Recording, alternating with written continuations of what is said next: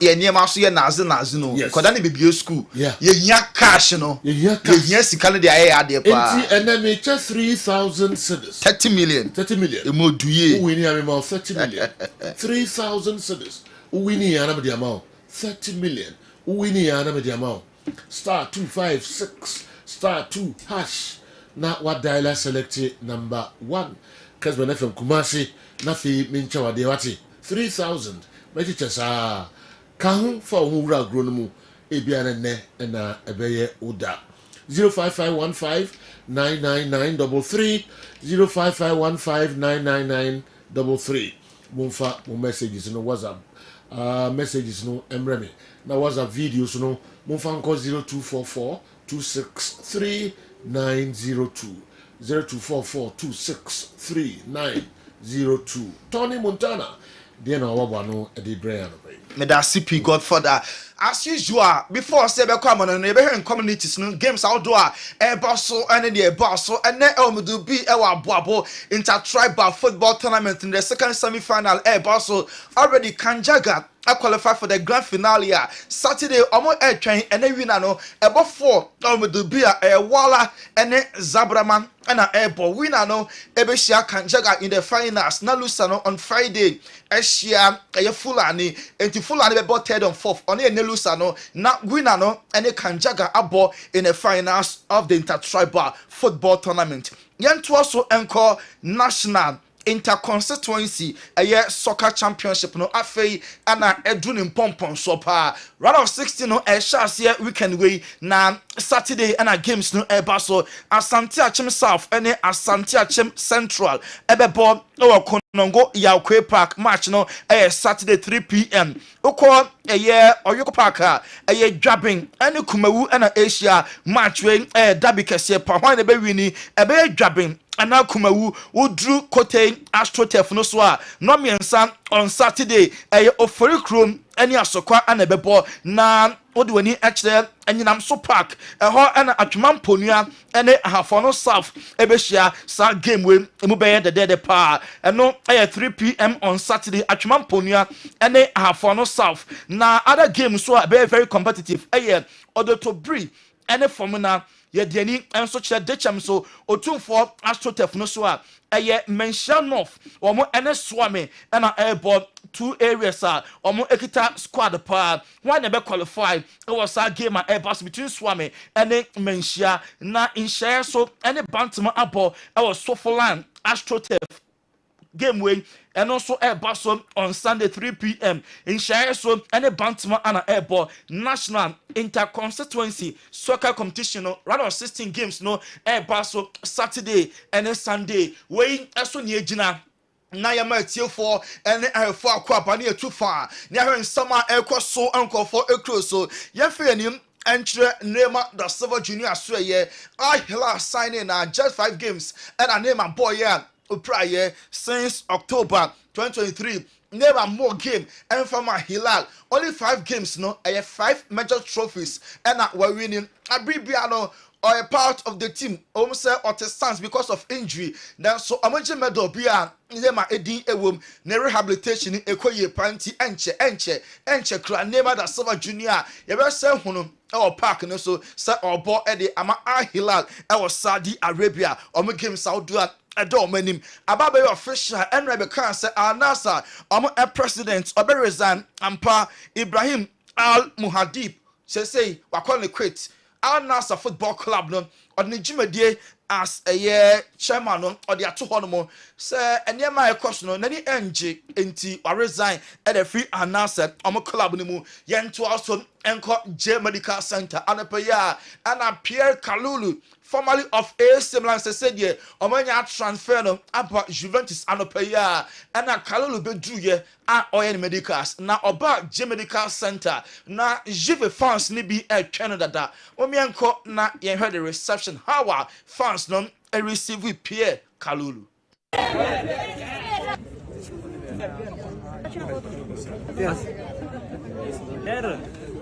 Yes. We a Juve player when from AC Milan Pierre Kalulu anopay obedu J Medical Center Oben medicals no and our no our Kessben soon to nyanto boasia signing autographs at my fans are a before the medicals no and then anasadi no omo ensu ewie Conor Gallagher anya kwakoye Atletico Madrid omo a player Chelsea anya turn about back to UK because na niema ento to din na forecast Samu Omaradion ni deal no ahwa na nya nsunsanso ewo Conor Gallagher so because Chelsea amfa boy no say de bibia edede man enra okodru ya pe ene oye ne medicals wawie da or sign it kama pa na omo ayina kire enti ene na ne presentation Barcelona medicals na de owie before such Chelsea for amanaba back to aye London wa return after na contract no wa be sign aye enfianum contract till 2029 and Conor was sign at the ama Atletico Madrid. Victor Roque is still on the Barca for Eguson Epe office. Omo pese sika no ekosro enra ye be kan two clubs Real Betis Epe on loan and Sporting Lisbon epe se omo tono Barca interested ewo ton mu name omo pese sika ewosro Lisbon for no at the 25.5 million euros and about 25 no cash down na 5 no akoye add-ons name Barca for no epe bear 30 na 5 million euros ababe add-ons name Betis ejidi pass boy ni ewo Spain obe adapt ya just so mum and Barca ade Victor Roque emom ti Barca go so a omo every options no ansana omo awe club ebetimi abo boy no ye be kan say Ike Gundogan waka ade Achel City ama City for years after 1 year of free club ni mu one sign emra back ene ya ye da sorry ya Ike Gundogan and the wife omo follow Barca ewo Instagram and see we extra say goodbye no dey omaka wie because or come back to Man City after just 1 year peno na Toni Kroos former Germany any Real Madrid player or say Ike Gundogan after just 1 year of free Barcelona one genio and here we go now Fabrizio Romano post to say Ike Gundogan come back to Man City now no and Toni Kroos emojis bi ba ye as a toys bi a omodo mani omonsa kato manim te sa de bi a wate a eye nwanwa enti Toni Kroos en nwanwa pass Barca for ajai free say Ike Gundogan on returning to Man City omo a football club no mu ye da so e wo madraso ye ma me fan so Vinicius Rodrigo and Mbappe omo 2 days off no omo fa nya kwadwo kra omo kwa Marbella and na omo kwa relax kakra enti Vini Junior yacht pa na odem na fans no and atwa hia no ho enti mo Kessben television Real Madrid omo front 3 no we dey Jude and Kobe nyasa ka ebeye front 4 name Rodrigo Vini and Mbappe and what yacht ni mu nti Vini epie baye ebe sense autographs at the Emma fans no omo relax ahead of weekend way game and omo ball match 2 in the La Liga yenwram ewo Deco akasa one fan ebisa ne say adenti ana person ne Nico William on joining Barca and Deco eya no say opese boy ne eba Barca for echo boy na so esenka omremisi na kan enfomo name Nico William and the can no Nico decision say on Barca we any anu ya Deco at the Emma fan no and fan be say enti who else will come and I say yes their play be baba name edini de on fan tuja we any sama Deco sporting director Emma Barca or the atuja Raheem Sterling Ben Chilwell Wesley Fofana and Adarabioyu Chelsea free Europa Conference League playoff game Chelsea bono enya dia sa 4 players yomodin ensu ewomina say Chelsea enyomo omo ebeton sa players na nunti na Conference League game no omagomodin enso afri mu PFA awards across enra no say the last 3 editions Man City players no and winning PFA Player of the Year award last 2 seasons year Emma Kevin De Bruyne last year Erling Haaland and this year akọ Ede Amafo Foden NT PFA Player of the Season no akọ Ede Amafo Foden young player akọ ye Emma Cole Palmer and mano so ekoye ema Khadija on ebo edi ema Man City na awards no ba na we yape David Raya a goalkeeper number 1 edi ema the Gunners also last year Arsenal for year there name this year some so omo G League ne dia ene I was omo improving in every aspect of omo game no nyasa Arsenal for bed in league no omo ebetimi agi. Every year you have to improve on every single aspect if you want to be the best team in the league. So we have to try and be as perfect as possible and improve in every single aspect of the game.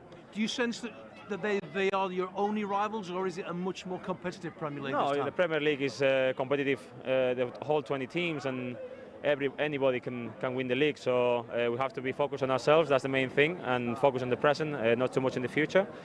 Go training by training and game by game, and we will see where we are at the end of the season. David Raya, Arsenal, omo goalkeeper, Premier League team of the season, Onoa, and omo fan, and the Aswani Papa, Kolo Toure, former player, Emma Arsenal, and the Man City. And also a commentator say Premier League, ebe down to the wire, be a last day, and ebe hold the Belgian League, on team can City and Arsenal, Liverpool, clubs in the Premier League, obi anya bring to Liverpool, Arsenal, Chelsea, Man City League, just a latter part, and obi abe hold the betimi agi. It will be very crazy. I can feel it, because I think team like Liverpool as well have to be considered as well. And definitely it's going to be, it's difficult to say right now, and I think it's going to go to the end of the season, I'm sure. How close do you think Arsenal are? I mean, they've picked them, they've just been picked 2 times running now. Do you think that they're only millimeters away from doing it? Or? Yeah, absolutely. We know it's millimeters for sure, but unfortunately Arsenal is against one of the best manager that football had ever, in my opinion, and the players as well are unbelievable. And when they perform, like they did against Chelsea last game, I'm sure the Arsenal thinking like it's gonna be a really hard season again. But again, it's gonna be fantastic for fans like us and people who love football. We want that. We don't want 2-3 teams who can really fight for the title. And that make the game really. Kolo Toure, former Arsenal, omo any Man City defender and I hear our Kessben television. So Ellen Haaland so after football or retire farming and the home shape. Person of the best farmer in the crew. Ellen Haaland Kasai. Anything back in Norway that you're exceptionally good at? Best farmer of the year, in the future. What are we farming? Like animals, vegetables? Yeah, in the future, yeah. Both of them. Norwegian strawberries, they're good, aren't they? They are lovely. Okay, so Erling, strawberry farmer in the future, retirement plan. I love it. Anything back in Norway that you're exceptionally good at? Best farmer of the year, Ellen Haaland and life after football self person of best farmer in Norway. Not just a queer farming any idea and only who be shame after football. Ellen Haaland, Man City striker, and AC Milan, engine this Barca for serious because Rafael Leao open now just over 100 million euros and no any at least minimum 100 and Sana. I'm a jai boy no Amanako assistance now. Barca any financial strength, some between assign player around surprise, and until Milan short fans say Rafael Leao will stay only baby and so echo and now United players no echo share our Chinese restaurant be our Manchester team bonding very very important. Even Lenny Yoro any players ni bia eprano and no anajo omo nyina ekohia ye edidi omo nkomo omo create ayonkofa said ebeya unity no aye adwuma United players ni na park no so a entakwa bia emba na omo win Premier League no any other tournament omo enso bonti and no team bonding any players ni pie no na ye hwe our Kessben television. So Chelsea enya atom omo defender Bashir Humphrey, Edina Ama, a year Ipswich Town, says a Burnley Football Club, and no any team boy no a team adjoining a 12 million euros, and no any Sikan, 34J year, and son of Bashir Humphrey, or Akosinakan, at the Ama Burnley, or more a football club, no young run, Ewo, Manchester United Australia, Manuel Ugarte. PSG at the name Man United on loan now aje eye sika kakra minimum obligation to buy no omodi insert 51 million pounds eno na United akwakoye omoden so 51 million pounds today at Abraka London dey omo ye okay obligation to buy omo any problem minimum ebo no 51 no na ehunu na omo enso Liverpool anya sign eye goalkeeper Sergio Mamadashvili goalkeeper no eba name this year under Enfa Emma Liverpool from Valencia. I'm going to be loan in Valencia hona and I'm be other club na mama boy no akoloan probably next year na ono enso etimi aba Inter Milan decide between Angel Correa and Marco Arnautovic emubako also oko enti coach eguso Simone Inzaghi Filippo so betimi eja sa two players no emubako ekwan Marco Arnautovic ana Andrew Correa ye coach hwan enanka ubejai amono so etimi every Inter omo aso ye Amando Broha enya complete medicals na or join Ipswich Town Chelsea any boy no awie ama eneya Amando medicals no so etimi akoso kama Sergi Roberto former Barca captain make I say Como newly promoted Serie A club Fabregas offer experience power anunti onya Sergi Roberto so a pe ononso epe bruta Stella Enzo Maresca se onya Victor Osimhen opo into Todd Bowley and Chelsea penny for na Stella no onya striker Victor Osimhen Napoli player no obeso oba and into omo facilitating na some move no enye possible because Chelsea ehia ne pa David Alaba prior since December on team more ball cruciate ligament yes say in the next 2 weeks obetimi up training into Achekran by October there obetimi abo games no Eddie ama Real Madrid Andrew Lonin aka 13 days na La Liga window no close besin ne onya hunu future on this side say obeko anase o stay wey and nsem free Andrew Lonin na so ye enso eba award winner ada Roma wey eso an yegina na enkofo ekroson sem no see Montana the Tony Godfather I'm for Darcy so the can you do all all right Emraso say me coach sika Emraso say me coach sika star 256 star 2 hash star 256 star 2 hash na what dialia select number 1 me coach 3,000 cedis edikai fine ho na ebeko 3,000 cedis moto bi modemo room Kessben Cashport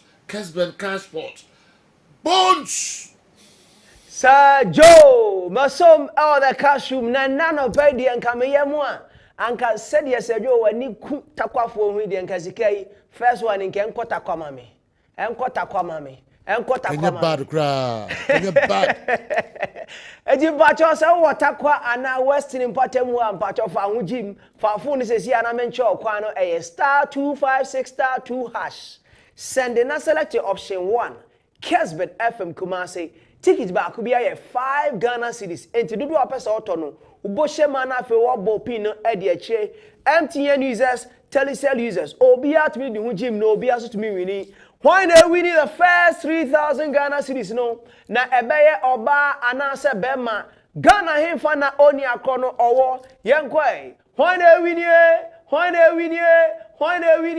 3,000 Ghana cedis? Kessben Cashport 3,000. Why lucky number ni 0240 819 star 0240 819 star. So number and you know who am say wa check it na one kasa di one dance say Laka Roma Kessben Cashport 3,000 Ghana cedis alande ewo phone so say Joe Bones yadasi enti say o number ana eyi no ho e was screen no eso no dia na 3,000 cedis ababe go phone so enya sam ketu akra ana wa check me ko enche mesan ba na mabeche sika no ebium 3,000 cedis why phone so ana ebeko me just 3,000 30 million enya sika ketu akra ene anopay. All right as me call na mini Dr. Edmond Arthur Balm of Gilead CEO ekodidi nkomo nkra na enye hospital ho ne clinic ho na hwe ho na ehu dawuro no kra na hia o amanfo mesremo yare a oyare bia no ode be ko de nanso education assigned them tired to ye menye we just na duru ha na nkofo apu baba tretra mu television ni mu radio ho ayenya sem ketu akra. All right, mami nko doc ho na doctor say ye sejo pochinya miadom eyepa yele nyankopo asepa minya na ngada bia time na ne so about 30 minutes na o educate yanko yeah that's it pembre pa na no didi nkomo amanfo hia papa enyamiadom yes enyamiadom dey na the bread doc sejo me da se bebre anope me da se kese pa wo akwanya kese a nyame afa wo so ma yensa aka the tosumi no Kessben FM management in fact yeni asopa ene o production crew ni nyina ene o team of panel a moye effective discussion ema sports no ekonenimpa yeda ye chief one ahwefo nso ase sejo this week enkoma ye di a yeguso a ye di efa high blood pressure eho ayebeka say hypertension offer hypertension now he enkoma ye di from free adjuada na eba any previous enkoma medical aka ho afa hypertension ha enkofo yare a se otira nyi na ebora wapono ano na enya opportunity etiki control abrabo so a ebedunya ne besan ekun offer hypertension a enipa enya no dɔɔso pa na obaga na ohwe statistics a mede tutu ho na nkɔfo ɛbɔ modern sɛ ɛbɛba from because of asitinem abrabo I mean yesikasɛm ne yɛkɔ ha yɛyewe aduanedie ne lifestyle edu ba bia obi na correct abrabo pa obɛbɔ nenso system no enye conducive sana in fact baby your system no conducive na say ahotre na America na nya political but what I'm trying to say ni say edu baby a na obon say wo sika but say wa obenya time pa say wo kɔ akoye check up na eden because unja wadwuma wo pɛ unfree wo ensamra no na obi ayeden asɛ wo niema enu nyina keka system a ye kan wasem say do ye ni kan di nkomo afa enema etimi kofa high blood pressure eba ya kasa afa enchene ho ya kasa afa ye kan say cholesterol ho ema enu akwa na metupu say cholesterol no enye necessarily say bia who did those fatty foods na akọ break it down as lipid na a block o blood vessels no ma heart no anasa akoma na support so na wo fa cholesterol stress nko akeke wo fa wo yewe wo yesei ansa na wo ye adult o ma men so a wanya be 80-90 years nso ho ansa na onananom ebia wo makrampo no adwuma omode wo bejaw o hwe abrewa na o hwe nkora kasa tintin ene wo yewe wo yesei enti niema etwetwa ho ahia nko ano se wan tutu nie na adwen so be kan na yewe a ye fe bi cortisol ne adrenaline no elevate a obe se liver no any opportunity na release a lot of low density protein bad cholesterol na o total cholesterol no so cholesterol sejo anope de ade a ekofa high blood pressure anase hypertension eba etosumiensa NSAID yakase NSAID a non-steroidal anti-inflammatory drugs ye betimi akase painkillers o fa painkillers ahodo bebre a ye no mo a in fact hard pa the moment obefa painkillers bebre no ye wo enzyme bi woni pedium no friend COS COS no the more wo fa painkillers no na reduce the potency o fa COS na enu na ma ade bia wo ya adwene me friend prostaglandins enye adwuma prostaglandins na adwuma ye ne say one o didi wi a before say wonua no emu bebubu anasa of digestive process me to say motility secretion digestion and absorption no untimi fa prostaglandin entonchen say hydrochloric acid and pepsin ebe release especially acid ɛyɛ saa prostaglandins no ana make sure say stabilize so na be acid bebrebe ɛma na the moment a wobɛfa painkillers no interfere activity of saa prostaglandin no na prostaglandin na nso na boama o nipadua no blood vessels no a drobe na moja no fam no emutimi bie kama na ama moja no fosane die no ekosoro but the moment a offer a lot of painkillers no say do na say adwuma prostaglandin say entumu a yitie ya yese ya bre ye kotodwe ye sisi obon say oda bp dro so wonom cholesterol dro but na wo san so offer painkillers ebasa walk hospital ubon say oh no but not still until last time I say the more you take drugs the more you take drugs but the only thing it will reverse the situation and say the more you take drugs no one pause dear na metimi aya inu ya me fa no dodo yi metimi atete so eno ne lifestyle health bo you can say balm of Gilead clinic ya keka ye gusua ye kan so do de to so miensa metimi asaka ho asem eye ye nuane a ye di especially ya najo didie ne pedia no udidi anajo anase udidi around time where we no wonder digestion enko how it is supposed to go ebasa minerals vitamins wonnuane no mu a e wo se emububu e absorb mass system ni utilize as hemoglobin iron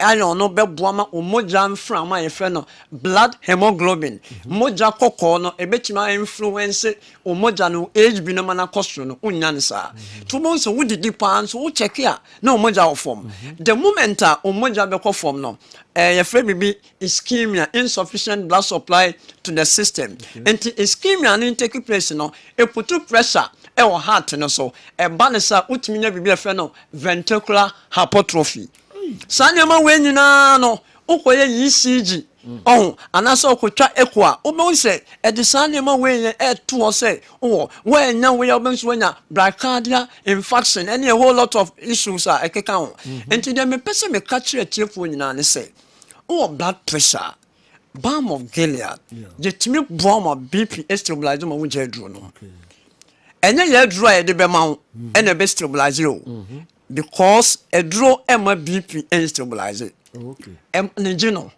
Management and say what was here. Management one of the protocols are more than say I don't engine say move.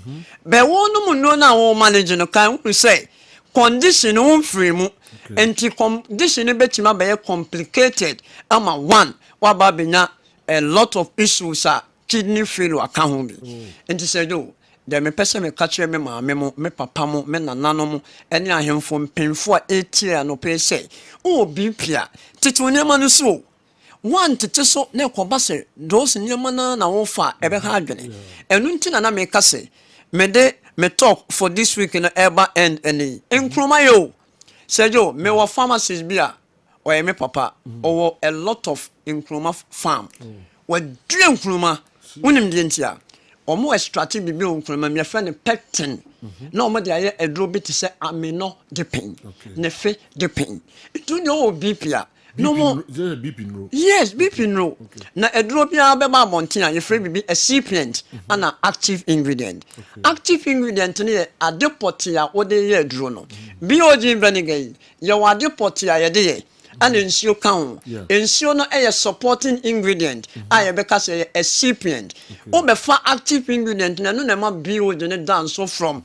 any other vinegar enu ntino ade a wonkroma mu a ema BP emba form pa ba your friend pectin pharmacist extract any ye blood pressure no adana wundi nkroma na wonum wadron ka ho won tete ne ma so kakra stress no physical stress psychological stress na wo di BOG ni gunsiom na afi wo ye exercise kakra wo di ntem onchene wo teso na ntwinam ami o ye obi a omodu a ho menche o ye obi a ami o cholesterol so instead of so be wi akokwa ya che no ho because ho ya na o che no no kwa anwa no egu ejanim ana so ade foforo kwachi time bia me kase ope kosua ya chi a health status ansa na wachi kosua kosua ya chi enye ne tipo ani kosua ya no a Sergio ye be ka ho asem later enu nti de me pese me conclude nyina ne say obi atie no blood pressure Sergio BP no de me wo unia ketwa ba ko takrade we one of the journalists who host me at one of the radio stations unim no blood pressure Sergio within 3 weeks what giant drone I mean I have simple to say konkonto into mesio over balm of Gilead Kumasi ya the cabin MTN for nechiho then Elija hotel and next and the opposite over takwade yetwa another choice mountain so Accra so your West Legon me wura studio anu anu bi ka chem say ope diabetes edru ni biato me bisana o say bioje nya diabetes edru me pato tie me fagu nsium no more diabetes edru na didi nioma ya cheche ono so o blood sugar no e be stabilize sejo me kwede na me catch a tifo wa bruchire amano no ne say ena anwumre you start with the Zoom program mene GICC ana started GICC no one of the church London na me boa Sunday ya be 1-on-1 na me boa next week no other churches many ICG cancer GICC Action Chapel International and Christ the King Church I mean churches in the Dawson and until a program any program to papa some quantum no baby until say oh outsider I mean obe chat me 71 line so oh yes this week when that's no Zoom into when you crowd the Ghana ha and you will be to me adjoin through Zoom line so and until say you me line no line no 0240 51 21 71 0240 51 21 71 and I said 0539 0539 86 38 0539 86 38 Sergio omo freya ye be jo mo so ni mienu nyina e WhatsApp o de o frɛ na me patro numbers no ai eno me share down monitor enyo omo na mpk ko no 1 minute bi akoba intimate o frɛ no amfa send text message and I send WhatsApp 2 lines ni nyina ye be jo so wate yen share down me bo number na won frɛ ne yen kase yen mpk yen nya sada me patro bi o je ne de Sergio o fie bia Ghana for mo de me say unji minia toboto ba kope na wo de yusu de wo be hu no wo de amika na be ba beto to gallons ni bi say wo de command for enti e di sia na ya matiefo nso ya da o ma se so manya gidie wo yemu na impatient o mo ba still anu promo ne koso o to gallon na ya de ketwa ne ba ka ho ma o to 1 liter na 75 ketwa no nso 40 cedis power boss Sergio power boss upspam abedu power boss upspam abedu enti nyame ya adoma me pa chow Friday nyame boa mo ba se da house ha mo benya bi mo frefre distributors nso a monsa ebetimi akami Sergio me da se for yes you me da se pa nemom Oko Balm of Gilead was say why na Ija Hotel and next. Me patron 41 yes. Ija Hotel and next. You maybe ka bofa hona hade. Wow. Asondin. Wow. Se kusia ya chia wo kan wasemi. Hey. Yes. Nansen wo online so hono. Sergio semi so nansen mabe member o. Wo be kan ho. Mabe kan ho. Ene se wo kan ho. Mabe kan ho. Me na me chaplain o. Oh okay. Ai, we dem mama me hu post. Me na me chaplain. Na nka wo didi anka be yi nkusua na wo mo nim no. Ni baba akutumi chibe 4. There be. Yes. Ofi body asana four. And then I'm watching you may start. Me hu how I be start no. Me bua mo yi. No ni ye how afasa me abeza. So you ye ni wa omu bidi. Okay. Ye be hu how ye be no holistically. Okay. Yes. Sikusua ya chi. Maka.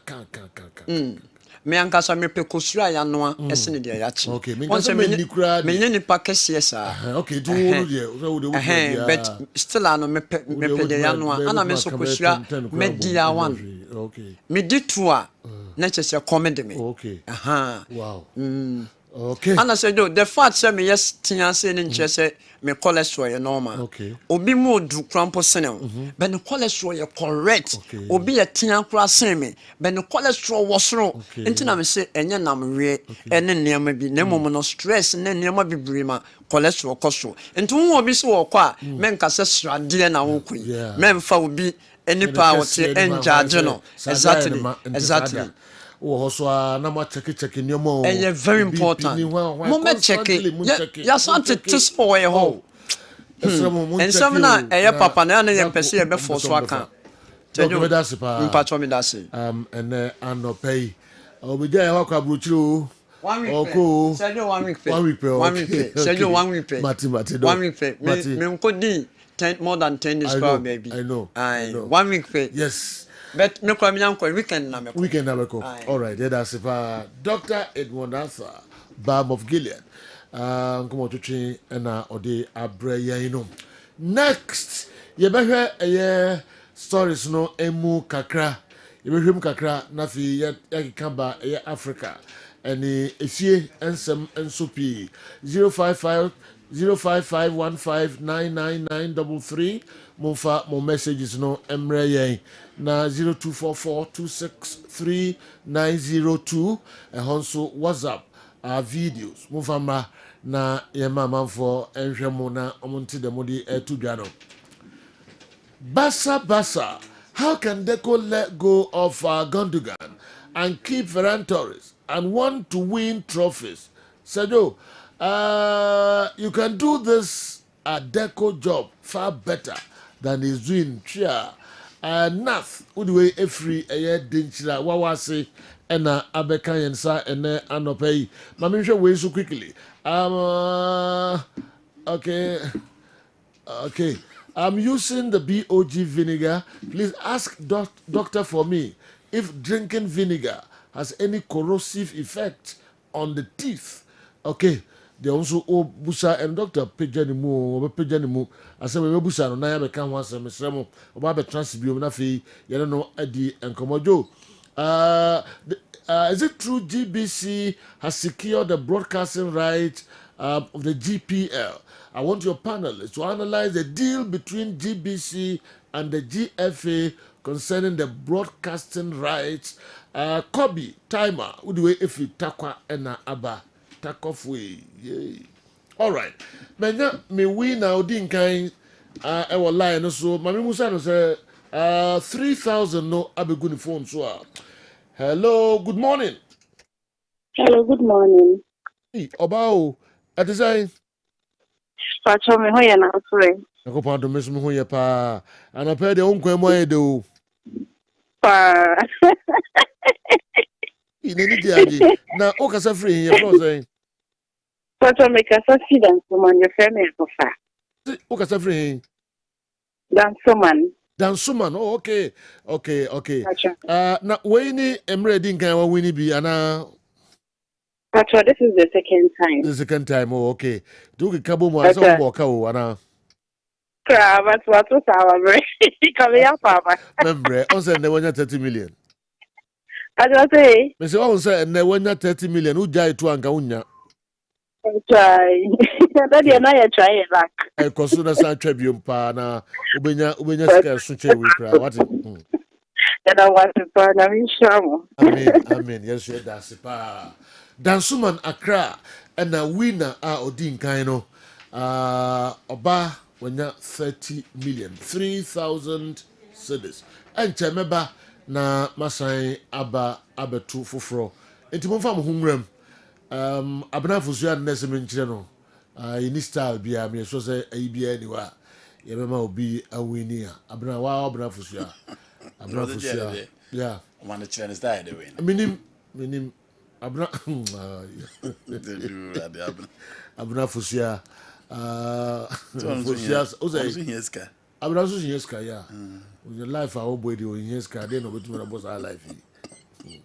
All right. My Yenshe. You know the brain. You know, we do with me. I the good money for Abetan. I me want to go to your casa. Or share players are, yeah, what to say, what's up Mobabasa. Yeah. Finally, you don't get those players on board. Again, players are a free basa. Yeah. You look at their quality, you look at what they bring on board, as compared to certain players who almost stay within, and a lot of fans need being happy with how Nico William deal 90 Amaso. Yeah. Put the blame at the doorsteps of Anderson Louis the Sua, the Suza Deco, because almost checking Matthew Alemani time now. Ofa obi to say Rafinha, now Ofa obi to say use Conde.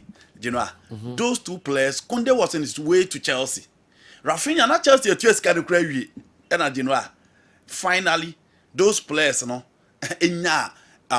Otimi making sure so back convince for those players to join Barcelona, and finally those players joined. But under their corners, Barcelona has put Frankes no more dia kofa Romeo aba. So Barca team more. Ike Gundogan one player, so check the midfielders now. He's the most consistent midfielder around the Barcelona team. Okay. Ofo obi say Oriol Romeo, ofo obi say Gavi Pra, ofo obi say Pedri injuries, ofo obi say Frankie Dion injuries. Inti midfielders na Barca wodi nyina. One or experience Ethiopia. One other top level football he has achieved more than any of them. Yeah. Again, o check your demand last season the performance the sa was so echomo. Nimfie na we anim echomo. O say coach na o san na ba no san na kasaba ko. It is enka o pe obi am na free team nima. Ye mean say Barca presentation no omo ball Frankie Dion tutu Frankie Dion esika ne son. You are thinking of Frankie Dion so be jana kwan ba we pra. Again, you are thinking of Romeo Beko, he's still around. Again, so should be to say Ferran Torres. If you decide so Beko, Rafinha, Labi Yamal, Daniel Olmo on the left now consider 3 players for those roles here. Kausha and Ferran Torres are castle. But you know, Ferran Torres not only until say Newcastle United a panel, but still and one thing in Barcelona and say, you know, I find it very difficult. Say, I'm going to push Spanish guys out. Okay. This is a weird thing because last season it was clear Inigo Martinez backup, but still Inigo Martinez that's what the team him. Paul Kubasi about the red team him. Almost person almost Andres Christiansen to the EPL side. Inti eya nedi say Barca be pushing the Spanish guys on away. They always love to keep them. And the one advantage for those Spanish guys and I say, you know, I am not foreigners in the the local players. If you look at the financial situation of Barcelona, now consider certain players to leave. Obviously, it will be one of the big boys.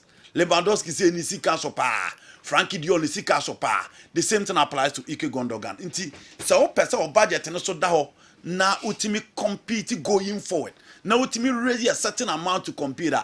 It's so obvious to say. Genoa. Obama Ike Gundogan mum ako na wama those players natra. It is not because of the football reasons, not because of performance. Because for Gundogan last season, if you are looking at the midfielders, he performed better than any of them.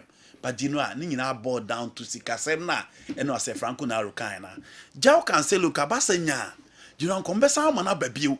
Now baby see aka dia mom. But you know baby we there iska because Jao can sell more than 200,000 euros a week. Barca with the money to pay consistently and I don't see I had another topic for discussion. Inti Sikasema babe issue in Barcelona and you know maybe an omo make sure say on my weight build na bafem na omo timia compete in the market. It is the reason why mama opening a friend Eko Gundogan Genoa akobaso be free bobokun enuntina and then youngsters they take over the game. Real Madrid for no but Vitor Roque has been forced to leave Barcelona. Inti Real Petit for Banra so omo pe loan deal. But Barcelona said they want to sell. A no more omo pesca loan here. A be boy no onim e be me na La Liga nim. E be sana man option to be back to Barcelona because Lewandowski is 35 years. You don't expect him in the next 2 years to lead the line for Barcelona. But Barca says no. They want to sell this boy. No met me anyes. Can't you know? Mattelling na kwa o blame de kwa. O tie kira betimi blame de ko. But you know, you can be the best sporting director in the game. You can be Munchi, you can be Luis Ocampos, you can be whichever. Nini na akwa yesika, seketwa na abeto sekese na abeto eska. Time as every Berlusconi be fa esim na no fa Adriano Galliani no. Sika na no omode poach players. Madrid for it is because of money and Barca, you know, they don't have money to compete. Now, still it was Spain wa. You know, after the game against Mallorca, it was some more stadium, and I who said, people ne diaba say Mbappe mo de ball and Swani. It didn't know more demand in any boy no more expected some bebo. Now what did go there by so far as the WhatsApp group in your concern. Now a being so Vini Junior ain't team release the ball in temp Emma game in inquiry, and we saw the meeting of course after the first half from Jude and the 3 guys. Now it was a 3 guys created something, and you know team be our building a second department. So person unya area boys ni betimi abono ma boni ye pa na. You need a certain cohesion, you need a certain understanding, you need a certain unifying force. And sana emrantie na opese omugina certain department man o metimi abo. Into your Manchester for no in Alex Ferguson 4411 or 442 Chandiko ne do itiok. Who omo abeka say omo identical twins. Unidentical twins, sorry. Now Barcelona build the 4-3-3 with MNS. You know, till date, Barcelona in Luis Suarez, Lionel Messi and Neymar, ebesine omomi ensankwa WhatsApp platformer. You know, omu diswagro. It is because of how omu build omu in the Barcelona team and they won the Champions League for Barcelona. Shembadre Diano, Benzema need to sacrifice for Cristiano Ronaldo to lead the line. So now omomi ensane nti omu asia. There's no way I'm combating achieve to that particular level. Now, team my friend PhD decided on Benjamin Messi, Mbappe, Neymar. And now says 3 players nanti of Muaseno. Jena PhD person or more achieve no man TV. And to general football say, oh sha. She did it Beckham and look at Thierry or Robert Pire. Born or move on, who say or much or Muasen or Mobo. Or more here. Off the pitch, they are friends. And general, somebody in a park no so who sad no ewo mumu. Kaka versus Shevchenko. Omutina Park, so who that kind of friendship? Lionel Messi versus Daniel Alves. Omutina Park, so who that kind of friendship? Now, check Real Madrid midfield of Casemiro, Toni Kroos, and Luka Modric. Omuti omuase off and on the pitch. Into Omutina born a crown Genoa. I thought they'd be our own call for ball, no one who be bia. She Marcelo and then Cristiano Ronaldo time and Omuna board the same line. Inti so what me can bomwa or mutimi na dia or person or more achieve ne mount. Samuel Nkum versus Eric Bequin on the field of play. Who saw bond, no? Who saw unity, no? Who saw unifying force, no? And it is something that the new Real Madrid attack I decided to build. So after that game will be a ball match, you know. The 3 players, Rodrigo, Vini, and then Mbappe. Omoko Mabella, Echo High Yacht, 15,000 euros. And a general, Omoko di Muagro, Kodi Agra, and a Fedi Omasa Baba. Mbappe come on Aku, or Babel and then. But the 2 players in the Oma arriving in Madrid, almost try to put certain things together to make sure, say, and some Crawford can work today, say, Omocran, Mbappe, Beba, say, or attack, you know. Among force to raise concern, say, no. Idea is see with PhD between Mbappe, Neymar, and Messi, no. Oma here Mbappe, Beba, be the same thing, you know, I'm saying video, no, Chaguno TV, no, Obi a hobby. Emranti enemy ensano ena general omoko akoji omani akodi agro no enti eno na ekoso on the screen and general 3 players ne career na omati so mbe na omati say e omu so omu susade ba omadwin mood and building that cohesion, that unity no general emomu begina park ne so a movement, the dimensions, the decision making, the teamwork clearly will be from off and off the pitch and no never worry for them to achieve whatever they want to achieve. Oko England kakra na. Meba how me transfers na kakra bi. Na fi yenhwet. O ye transfers ansa ko. All right. England mostly transfers and the PF in. PF in na American was. Okay, meba how you know. Now, ya tese Barcelona so mo pe Rafael Leao. AC Milan for say is not for sale. And sika ba so omo di atos no te ya no se Barca krenti men ko. 175 million euros. Enti sika ne kra be put Barcelona off. Brandt or the screen so nyame ani mie. Se nka wonya no won chen ha. Di no anka wonya player. Ka wa be solve nyema be breed amount. But unfortunately Barcelona any scar omo de kwa kofa Brandt we. You know. Is it not easier to get Nico Williams than Leao? Oh, very, very easy. It is one team Antonio Nico Williams. Better no team Koto Rafael Leao. Very, very easy. Because Nebono, or the Leo Cran and Nama, they are very, very easy to get. And on any day, Nico Williams will be a better option than Rafael Leao. How? Because they are Omo, Yamal, and then Nico Williams. So my national team, and these three ne war honum na nanko masa abesanso e Barcelona o. Inti zo man timi ankofa Nico Williams sikasemunti a nkomo obi anya di. And also cry 50 million. Obi anya di. Untimi 50 million na 100 over 100 na beti mo beko. Omunya di. Now, you know, still in Italy, transfers not so called. For England? Memaho. Oh, okay. And now, person Memraho Street. Okay, crab in Renico. All right. You're most of grand. The time when we Argentina never chimney. You were a lot on ministry in GBC and Sports Ministry. Young Bob was so much to talk about the PF, you know. My only problem is that I wanted to see Bukayo Saka on the list. Okay. And a man who knew. Right. And Kupama won the Young Player of the Year. I don't think will be beating me at dispute. Yeah. Per what he showed on the field of play, the performance in the second half, and most of the players now was on be brave. Season the shots, you know, so Odegaard, Rodri, and most of the players. But in the second half, you saw Odegaard. Oli Watkins was consistent, but on also second half, no bad game in Impa. Ellen Holland started very well. Yeah, Babi Winnie Janadum. Van Dijk was on and off. Gabriel and then Saliba, you know, any introduction be what they showed last season in the Premier League. You know, much they say, only the two stand-out centre backs are over team do Omaka. For the PFA, you know, we need a lot to say, and there isn't so much to talk about when it comes to transfers. I have Anthony no more here, so because I the Aquacogiska, and also Obesti because teams are be expected to say Omo Pen on Chelsea in can, on Manchester United in can, on Arsenal in can. In Crave Free Chelsea, Abane say. You know, players normal annual ball match, you know. 8 players normal lining up so beton. And list of the Aquacoma UEFA for the Conference League, you know. The first leg neighbors will be 70, you know.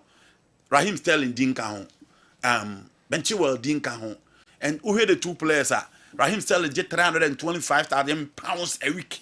Offer Benchwell or get £200,000 a week. In TM said Chelsea super so clear lines and also now now Musutimi competing in the market, and for the Osimhen deal is still on the cards.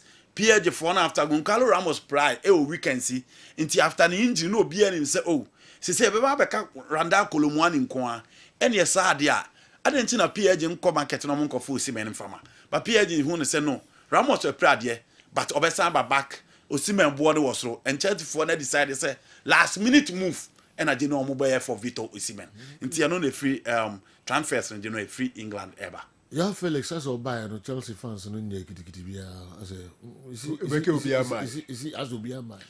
Reason they say, who's an ordinary player?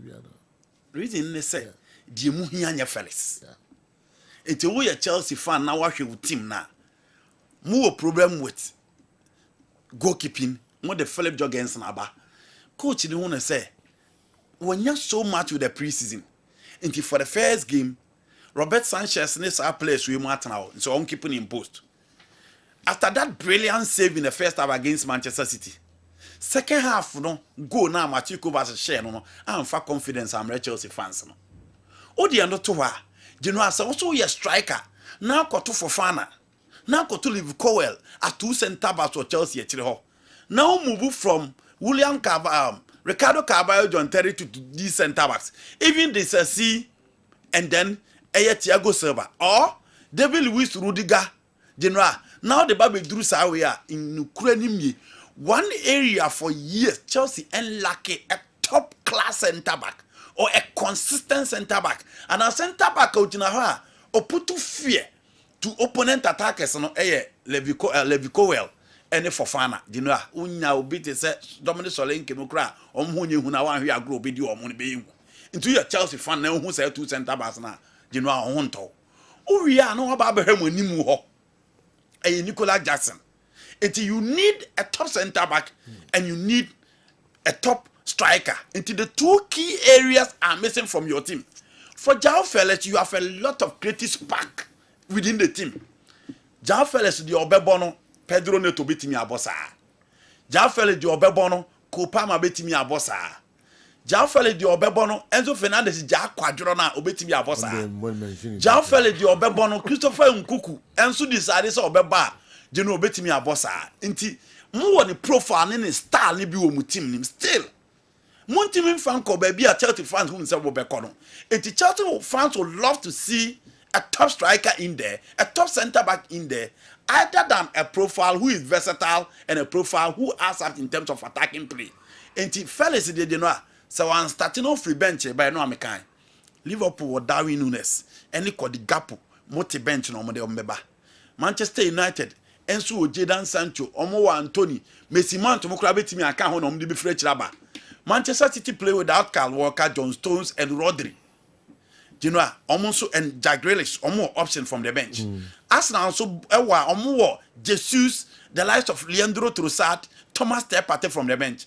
Into Chelsea will also need a rich bench. Into fellas and starting or bet me a Frechaba as a super sub. Into the end, you've been a squad member, you know, a year profile and movie, but the no here any a personality in defense and a personality up front.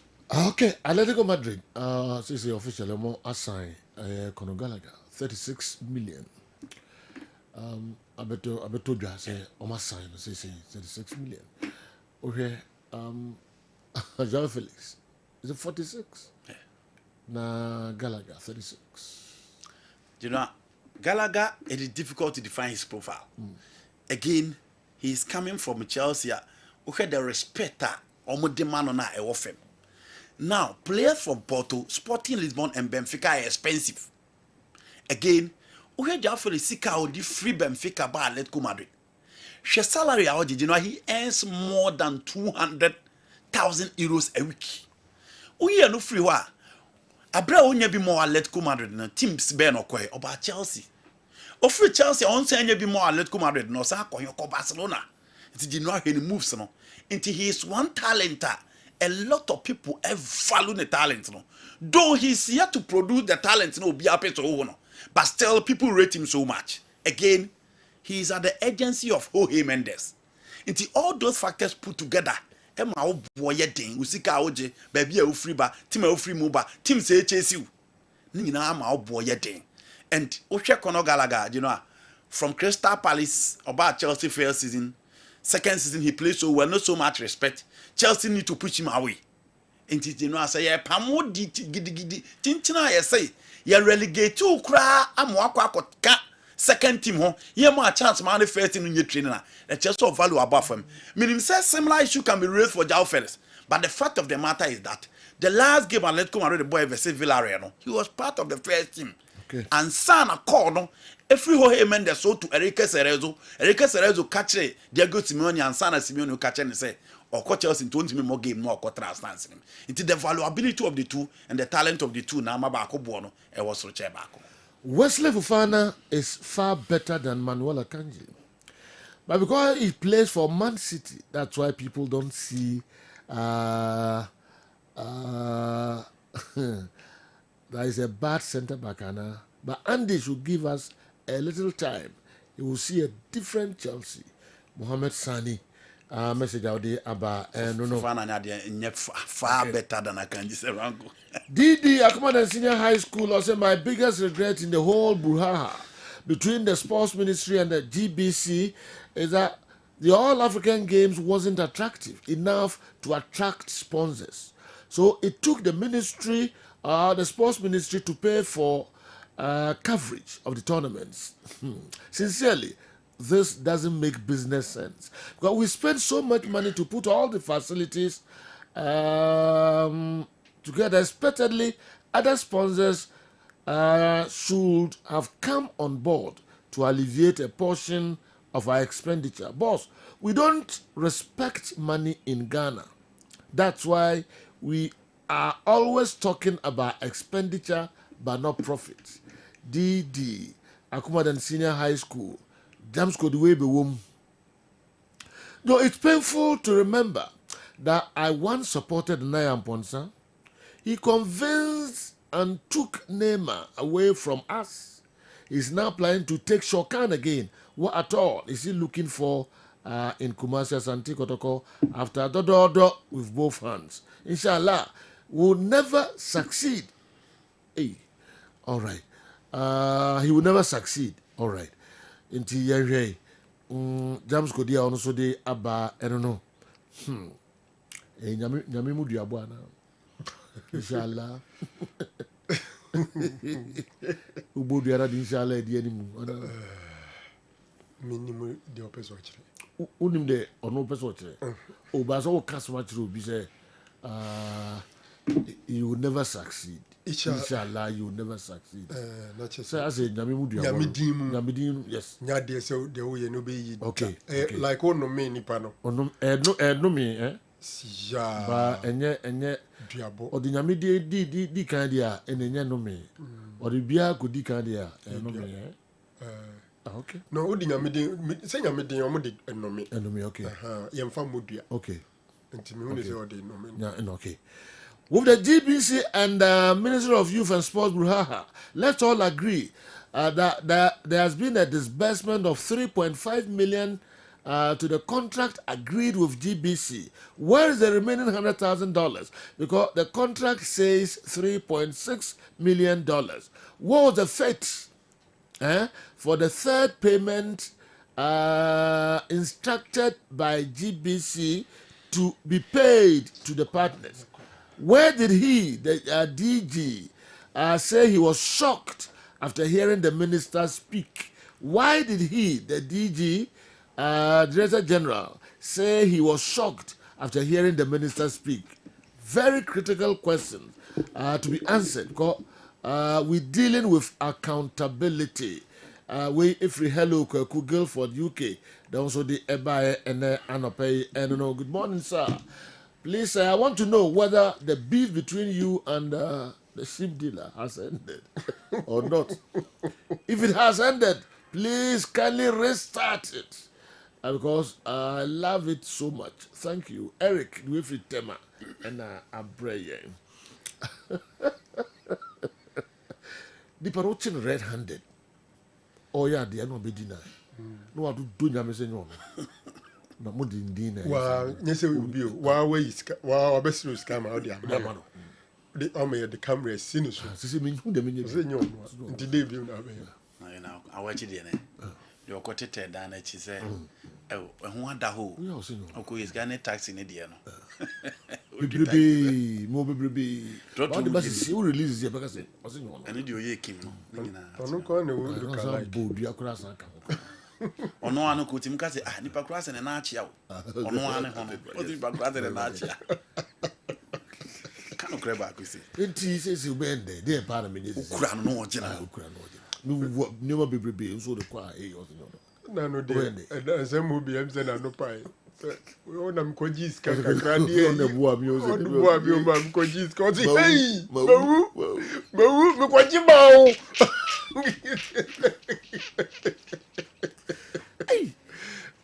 Yami achana die. Them ones are still Guinness Book of Record for intimate recognizing. Because Braga Tony there. What trip? Braga Tony. Yami achana die. Not Chadi and it's with Grenade. No. This is all the years. Oh, they furniture. I've been something yet. That's them go share now. Now we eat through a job. I mall. Oh, okay. SG mall now. Nature said now they did that me dance for. Yes. She said, "Oh, who need I mean for man?" Aye, it's all my co. I see. Dealer, ship dealer. Don't put me in a minimum. That's all my co. Yeah, wedding bisa. Now so one also has somebody. What's it say no? Who was somebody? Me from music about. Ni pro ho for no na. You must say, you no na. Oh, we teacher Laka. Ayo de trust. Me na ko wedding bi we so na. Ye pon e na me da so to na ma hu sesi abone ho. Na onko e. Ogoy. E na me omo be ka tire se we ja fofre me ko e ti mata. E ni akwara nka no ma pe kakra ba na. Waka o. Wanaja. Mo did collection farm na. You need akwara nka ta waka. Na ja me ko kan je kakra ma na. O de tutwa no. Ah day. Na o ko kwaji o kuma sa. Fa tai say ko na fa jatum. Yeah, I'm saying questions and they dealing with a number of them, but there was one behind escape now. Yes, but I think it was on say BOG vinegar. Okay. En corrode tita na yeah. Me assure any panic bisa sa question based on two things. Yes. But couldn't say Yano. Oh yeah, quick. Okay. BOV vinegar and kasane can me assure any pan what to say acid. And oko school no so you catch and say acids are corrosive. You can say corrode a chese we at the end so and a bit me ama osia we and I be atisa. I'm sure is the reason the person is asking that. But no question say you can say acid are corrosive. No. Okan is a acids are corrosive when concentrated. A concentrated acids in a corrosive. For a vinegar general, indeed, a acid, but it's about 4 to 6%. Okay. And all organic acids are weak acids, so they don't corrode. Oh, okay. All organic acids are weak acids. Okay. And BOG vinegar no usually a low concentration. Okay. You know, vinegar into mean corrodes. I see. In fact, nipa say your stomach. On say acid na yeti anan krofo yam hihye your stomach. Inside, we have something we call gastric juice. Okay. It contains pepsin, renin, and then dilute ACL. Yeah. So even in the stomach, there is an ACL there, which is a strong acid, but it doesn't corrode the walls of the stomach. I see. Until feel free and take your vinegar and your shea to your teeth. That's the chemistry teacher. And your shea to your teeth. The chemistry teacher. I won't do anything. Yes. Until they should just feel free. Maybe Nyame Adomna Dr. Ba or baby Mumbo. The trainer of our trainees. The trainer of the teacher trainees. Yeah. Okay. We teach them how to teach. Yes. Yes. They are back. Yeah. Striker. They are back. Oh, what they are back? Yeah, they are very. What are you saying? About 2 months or so.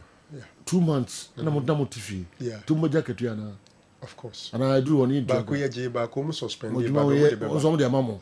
It may do. They be a Ghana. Ghana strike 2 months. Oko legal striker. No, the employer can't.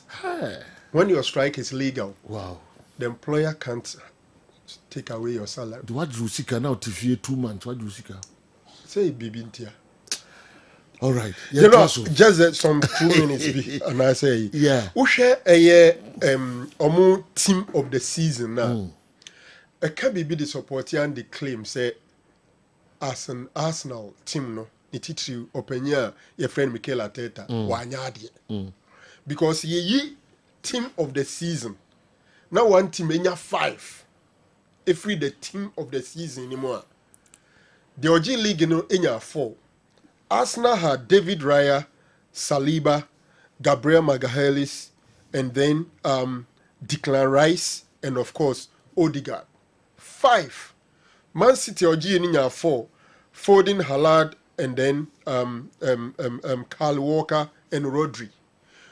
And dear Krano, Utiandia, Osususe Bukayo Saka should have even competed. So this is the team that has as many as about 6 players are potentially they should make the team of the season. Almost half of the best performers in the entire league, 5 of them Ebodema Arsenal. Almost our other strong contenders are actually. So for me, Utie Sanko Mudena shed the players na Kotoaba or Momuyi Omona as a Chinese Arsenal really should have won the league. Is the reason this season people are tipping them. So Mubeji, probably including my good self. General, yeah, I feel what's Arsenal league. Oh, Omoka me strong con. In fact, me tough on currently I'm the lady. Yeah, I'm the lady. All right. General, that's Mrantia Hine of Takwa. Kombulu, Nadi, I was a one I am Mrantia of Takwa. No, Tamana, ye friends, vinegar, acid, and was it that Mrantia Hine of Takwa? Sanso and no, I found the uncle. Shake. Oh, they will meet the same in church. What do they, mammy? Miss McKay. Oh, no, me, couldn't be our offended. Me offended. Also, on our church chemistry, and also, yes, that's some ranting of Tapa. And the no could who could be Zomame. Them could be no crona. Says in your program, you feel fine. Because we are no Karamaka. born am go here. Oh yes. Onyanye so. Onyanye so. Mananye so. No, tell him to bull. Me ko su bia no oka na maka. Mananye so. Na maka. Le person just maka. Open is adia. Just so you tell him bull. Me too can cancel visa. Wow. Because some is also can ya I had it and I did me dance for chief inspector. Yeah. Uza usi asi abeka bibia hwa no share around credit PMB. So to the fire one konkona. The FSC later. Takwa MTTD boss. Hold on here Juma. Chief inspector. Asemu na nsembe bebrebe enso aba afa wenum nyina ho. Chief emu obia the moment na de amount so de hweso yi pa kusi de eze o man now me nyoma mienu na wo ho misra hweso yi ma me all right me se me ban so na so ate anasa kwa bibia na sane ya na ataji ga test me say na mo muso mo kono mo krasa mo koyi agrofo no mu tu kwa yako ba how dey say ekodi babe there we akra so okota mal we so okọ mu nyina kwechi awa ataji ga wa no say dey test mo so mo kota kwa no mo krasa mo koyi dey kra no mienu ne ko ye kra wa ha say ye kota kwa yeah e ko hwe game and ye sai so ko Hansen Kofi ayi nti e no mienu ne ko ye Sheikh Tofik say no also that's my teacher. Oh, he taught me 20 years ago at Wesco. Wow. Sheikh Tofik say no Ghana Football Association communication team member. I'm on for Philly also what they call all right. And now pick no he pana. If you know. Yes. Oh, I think say GBC any minister for youth and sports and a ministry for youth and sports. Omonta wantawa ni omonsem no emza ibe wurem kakra ne public accounts committee in semi free oba and I think that will be the main issues ibenya between say we've seen a lot of documents sure. And earlier discussion it where we had the no comments no some of the document had not come out now I think say you were better position see a bit to me a bisa nsem kakra ne bibi nsem kakra e wonom nti oba me show say e hon attention no because all right. Yeah. Okay. Into your koba. Nafi we ever can other local stories and so new chief. Yes. And run at it home na and friendly game back because okay coast. We say Kotokone very good stars. Gold stars. And we born a good match for the two teams, you know, especially Kotoko. Once a medium game no a yinema be brave by but yanka wasem. Sometimes you can open your individual players, war huge quality potentials and all. But as team dear, so we need balance and dynamics team. Backline no more sense back Midfield issues back attack similarly. Very good stars so I wanted the you follow two teams in the year and a board no so you be preview game no. And of course, you be predict the outcome. How are two teams in are prepare for the upcoming season no. Na unya attacking coach team mo ade ba ko ese o hye no so ne say obetimi anya Midfield ne attack ni ye pa but defense na obre sometimes even it goes beyond just a season so defensive weakness ba kum ye no bi e show ye wokotoko akiri ho no no say wo fa ne serious fa na serious pa akiri ho adwuma no ene adwuma doctor de ne nsa be ko ho last kra attack ne Midfield ne de wahwehwe kwa animu kakra but defense in there I'm saying this a honey baby obewi adwuma na last cry and a honsem no you better discuss it do no board so boss ade ba ko me person me hu was friendly ni mo ye say me hwese nka Kamara no goalkeeper no obedana mahwe no okay I want to see him all right because we in the form in the stage and ujina so na and commentary free omo training ground so ba no I love to see him in a game. Okay. Newton Latte Marie Jata hardly analyzes gold stars. Sergio, can you ask him why? I'm very much interested in this in his response. Kwame Tabrifa Udwe Efri Sunyai and so Abreye. Officer Kwame Tabrifa Michiano. Chia Kwame pa. Waju so de kasa iti. Njani de obiara. Also we team bia mu. Gold stars. You hardly analyze them. Why? Anyway. Huh? Masa answer question na jana oye no. Said dem omo na di kon de mu ninko. Say omo di kon. Iti na be start. Also why? Didn't na only. Yes. Why there? Say on say so started. Adam, where are you? My Lord, I'm naked. Where are you? Say I'm naked. You're the firm back way. We are content. We should train with you there. Boss.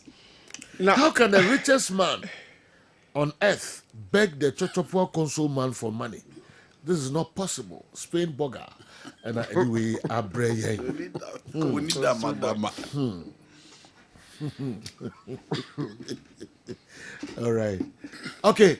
Yes, sir. So then game in here 3 p.m. right? Kotoko Gold Stars. All right. Nice game, pa. I'm all bought a GG's get fuel. Yeah, I'm Mickey ba didn't have a Enti meet me Edu Jakakra. Me ba nanka dia kanyina enso ye de abro. And so ye Abrefi birthday o. Naro Abrefi collection. Abrefi collection. Yes. Oh. Bantama. And then sister Abrefi birthday. Wow. Abrefi nkwanpa. Duanepa. Abrefi obia so we show happy birthday. Nakopon koswa na onhyira na onyo kese mo wa ma no ne. Na ye kind no na the birthday uni mo Ghana ha. DJ Uwo yiri. Yes, the wife no. Yeah. Uwo yiri no. Yes. And they say Skaufi. Wa ma no ne kan ne asembesi okruma. Yes. Come on for a bon kwane. Hey, easy. Abrefi, we love you so much. Nakopon chira wati. Onko so na onyo kese na oma okwatenten ahodin ewom. Happy birthday Abrefi.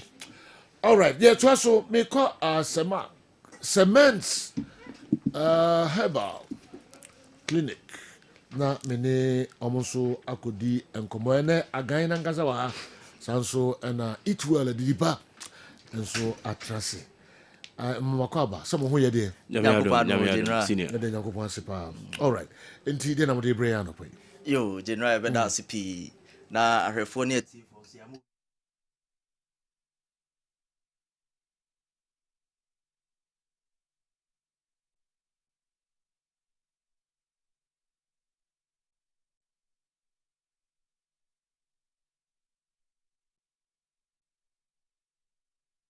Yarisa. Okay, Yankasa Bium. Yanko. Yo, General. Sam is in charge of sound. I'm saying that why mistake I created Sakumia, dear so. Yanko. Yo, General, whether CP na etiefo ne ahwefo ya mu bibia kwaba. E de aba semen seba clinic ayi Kumasi asokore mampon. E de bia betra ne aka kire se wakoyare ti bia bim na otete. Na wo ha ya baby e wo se wo ba na baji wa yaresa eye Semens Herbal Clinic ayi Kumasi asokore mampon ye ni asokore mampon rural bank no edi nhwani mu okay da bia ye ka kire wo se wo ba ho a e ho nya yira kwan kra wo benya ka Dr Mensa okay wo fraud asokore mampon ka na no aka kire mate ni se Messi Roman asore da no ana se baby anana asokore mampon hini statue ni si no afen so ebia wo so onam nkran kwan so na eba me pacho brabesu o tech okay kwame nkomasu apon school na nim ho na busa so kore mampon ka wo fra no ka che driver na say mate ni say Messi o Semens Herbal Clinic wo ya brabesu ye nim ho yesu bank na nim ho no anso watwa kwan na waba dan fita na we be say glass nko awa nim no o ba ho no ma yes we ya de say de sitie bia e Semens Herbal Clinic okay e na sa brei onyankopon apaye say yemra ne meboa Ghana man and beyond enunti ene de abrochire e de abesi Ghana no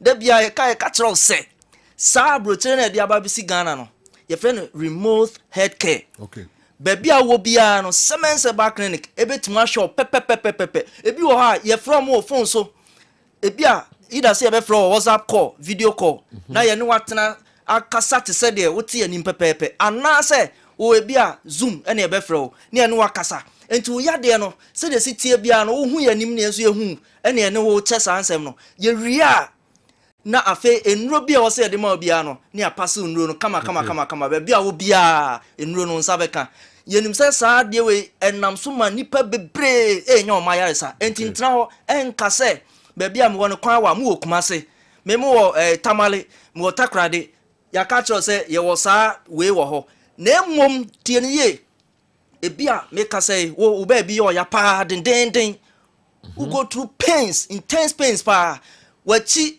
eyo oja wachi bremu no ya usisi ya oja anasa wo to ase na twetwen anasa wo de stroke ama wano achim wo kasa ma afa wuntimi nante wa kampam anasa wo te hwiche mu wuntimi nante ya say wo de tu anamo na bra denti na tisa sa oba semens ye ma nuro no enuro ya de ma nyina so haban any nubra ya keka bom enuane a odibi wo afiem no aya keka bom eno ne de ma wo ye no to nchan a ye wo reflex e wo ho reflexology enti obi a wanya stroke anasa ohunam ye na wo se ye de ensa kan afen so wuyi sa reflex na de miamia unam no nsam no free ho no ma wo so wo sa tibia no no ye besan your therapeutic massage hwe sa massage we no se se massage nye luxury biom massage aye necessity se obia uba behwe eno so boa ma yaresa ne so content enti na ma semens onyankopon na we so eje yaresa fo bebre no enkwa no yese uyi we ne to nchen ebi a make us say oh there pressure and as diabetes da bia Johnson 10 amma wani eyo wisi wanya diabetic retinopathy and na say wo de no nephropathy diabetes nephropathy nti account kidney nti wo ha na wo so wachi one side ne ya me pato yo bia atisa tumika bra semense ba clinic na semense mo afen so udi dia sisia na kom sa de ensu kom so do 10 ekroto a echepansa na ewu me pato ntna ho wa bra semense se ye di nuane beboa e no pressure ni nyina amanage amana ba form kama ma ho ato na nso watimanya oyaresa na me kan na obi nso de enamu nsa ya de ahodo ni bi sexually transmitted infections say gonorrhea, say syphilis, chlamydia, genital wart, and answer no HIV, and answer hepatitis B, and answer C. Tumlika, fresh semens back in the Knasemens, wow. Make us a sign yarwa way when ye. A ma wo men masamo conform, what to form Tim Keja. A fenso, sabi. Come one and what near Bafoma to the stand say, so no best yama, unswe kakrebi, me pacho, swing your how be and traho, because we are there, sao how na bet now they are one who send by your dame. Enuntina semens say awo hu sensem de fa bedan if it's a yen ene ye wo ho akade a betimi de aboa mo atimanya ba afen so make us say wo your ba wo de ne de e ma wa say real pardon den onya dyspareunia say wo ne obema hiem a wo te yaw be pato entra ho ensansan ba be gugu basa entra ho masa ho ha we enye kese fresh semens ba clinic 0240 0240 61 61 60 60 61 61 0240 0240 61 61 60 60 61 61 afei mu amu wa manone mu amu wa akiri mu betimi afre ye line we nso na sa line no eno kro na obetimi send ye audio e wo so e wo WhatsApp a ye beje so kama na any other social media yi bia no fre siso e ma ye mo 0530 0530 123 123 996 996 0530 0530 123 123 996 996 me kan obi say enti awo no me ba den na mo betima ya agba me pa chaw so ye be ma na nkwamwa no wo fom wa hu say niema nkoye wo ne oba bi ahyiam ache afenso wo ye oba 6 months ni na aware wo ne be ma na da sorry nanso unna kram enchima edabia utima ukonfitira we pato frɛ number 10 ni amwa ye betre unuane e wo se udi afei enuane na wo se udi na ebeboa kram mantafo awo nyina ba beta so mensanfa number no ntudwa biem 0240 61 61 60 60 61 61 and I say 0530 0530 123 123 996 996 0530 0530 123 123 996 996 meja dia karama Dr. Gaina Sergio, Asia che Juma no sa say on say odi edu papa badwa so a uni trabe because obi epibi last week na me otachiman na Sergio dance e free edro ni mu ba na no odin me say me share that take video shots bi dance ya na mpanifo ni bi abetena ho no ma yenja omo no omo nto edro no kra ma me e free said the edwuma airboy especially ye papa no mo ko enwura mu sabi omo ko donye emfuo ni sa de no sisie dance ya na omu di no na ebro adwene ntiase so yesi de bia ni pabo foforo ba from e bia ene no wati enka ubisa se edro ben me pacho edro ni ye Semens Vital Herbal Mixture and the capsules. Semens Vital Herbal Mixture and the capsules. Na adansia e free edro mu be edro e ba ya che na en premier break kwa say ba un se kroma dia fa wi ntia relax na wo se ye ko anamo ko ye nkura ase na Sergio adansie me say me de bema technicians no mu twetwa bi next week ye ba ye nkasa ye be mmabo no kwa na ankofo ahwe e ka sisi yare dia wa wo hwe me ma me papa minua bema se usisi pa na ye wo ya ana wodi achi wiase mbabia watonura kese aboka kese wo sisi yare no a koto aduro ni bi me baba ba ko so oto aduro no foforo no ada na onom ye na sisi na ano no kra sa ye den afi bibi kra so onto aduro no ngu na ofre ya na onya na bibi si da bi fesi wo ne koso anom oso onom aduro no to aso 4 days afi nioma na ohun bi da oso ono osori age wotie mu ni abesoso ne nsa apagya no afi ono otumi sori free pass no oso da bi aduro ye ma me koto bi nka won sa anom sesi ono akasa nante eba radio station am pese me body e wo techiman on nante ba o say munya me na me ni adanse e ti say o tie ye pa na say wo sisi yare a me pa cha aduro nya me man kwa ye me ma ne ma again eno ahwa asem ne yeken me ma ne ma sisi yare A1 kotobi enye no nko a sabi be ma wa ye me free say ye ka sisi yare a eye nioma bebre kwa obu wono ma sisi yare nti ne be ma no adwo etumi sori okoba ho asesi anu agem sebi na ehyem kra na adwo sebi okoba ko ntumi nkobio eno na ese sisi yare na ahoɔden so so ba etu ya be ma wa ye mrede bia betra ye kan ye se again no ase a kire se ade a wubuma emu eye stiff eti be ma sebi obema no sebi ejina so kra na da emu aye mre okoba ko ntumi nkobio obi wono akɔ anwumra ade anchia no pa ntumi nkobio wo ye be ma ye se wa ye mre enye bema ne de sebi otumi ma na yiri gini di eti se utie na se wo sa ehaw na mebobɔ so na sisi yare mu haw bi se ya me pa chaw koto agan ni bi eno ne yefre no Semens Vital Herbal Mixture na yetie ne oto aduro na tonsuo ne topaye oto anu afre ye be kire se de obesi aye no na mi shop boss after 2 to 3 days obe frɛ dia dance enya no kwa koko wo so me pa chaw koto bi oba o menses emaye eba ne ade che ema eba 2 days na atwa so first na ntisa na se first na eba ye ba se bank tenkete koto agan ni bi Semens Vital Mixture ni bi na hede nyame nam aduro so ayama me pa chaw coconut so se dem di kan no ye frɛ bibi sciatica oto ase wona ase etumi so no twen na obi kam me pa chaw wo sa ha na koto Semens Vital Herbal Mixture bi na se dem che ma bobo yare bebre kwaso ne sent no oto aduro na frɛ number no ye 0246 61 6061 mame mo so bio 0240 61 6061 anafe 0530 123 996 0530 123 996 said ye kind of Ghana haye de donut to apete ba bia etu de nso be kwa koto aduro bi oto nso afre na enchiro se obesi anum Sergio nyame no nya adwuma nyame enso enemu enye adwuma e wo Semens Herbal Clinic enso eho course no eba besra momfo obia de na mone no eni enkomo ye to aso de mama enche mekon ko chesika ese mekora meko chesika o sika Kessben Passport star 256 star 2 hash star 256 star 2 hash na what dial a select number 1 so bones are ready me bekon ho na ya koche 3000 cedis 3,000 cedis. Na roll no. Afena bones mounds or dremica alcohol. Na odi number no eba betu jo bones camera no etchio. Emrana wonante alcohol ni na a capture ewa ha. Enti for 3,000 cedis Emma obisisi ya mame. Sergio, enipa e cobra o. Nipa e cobra.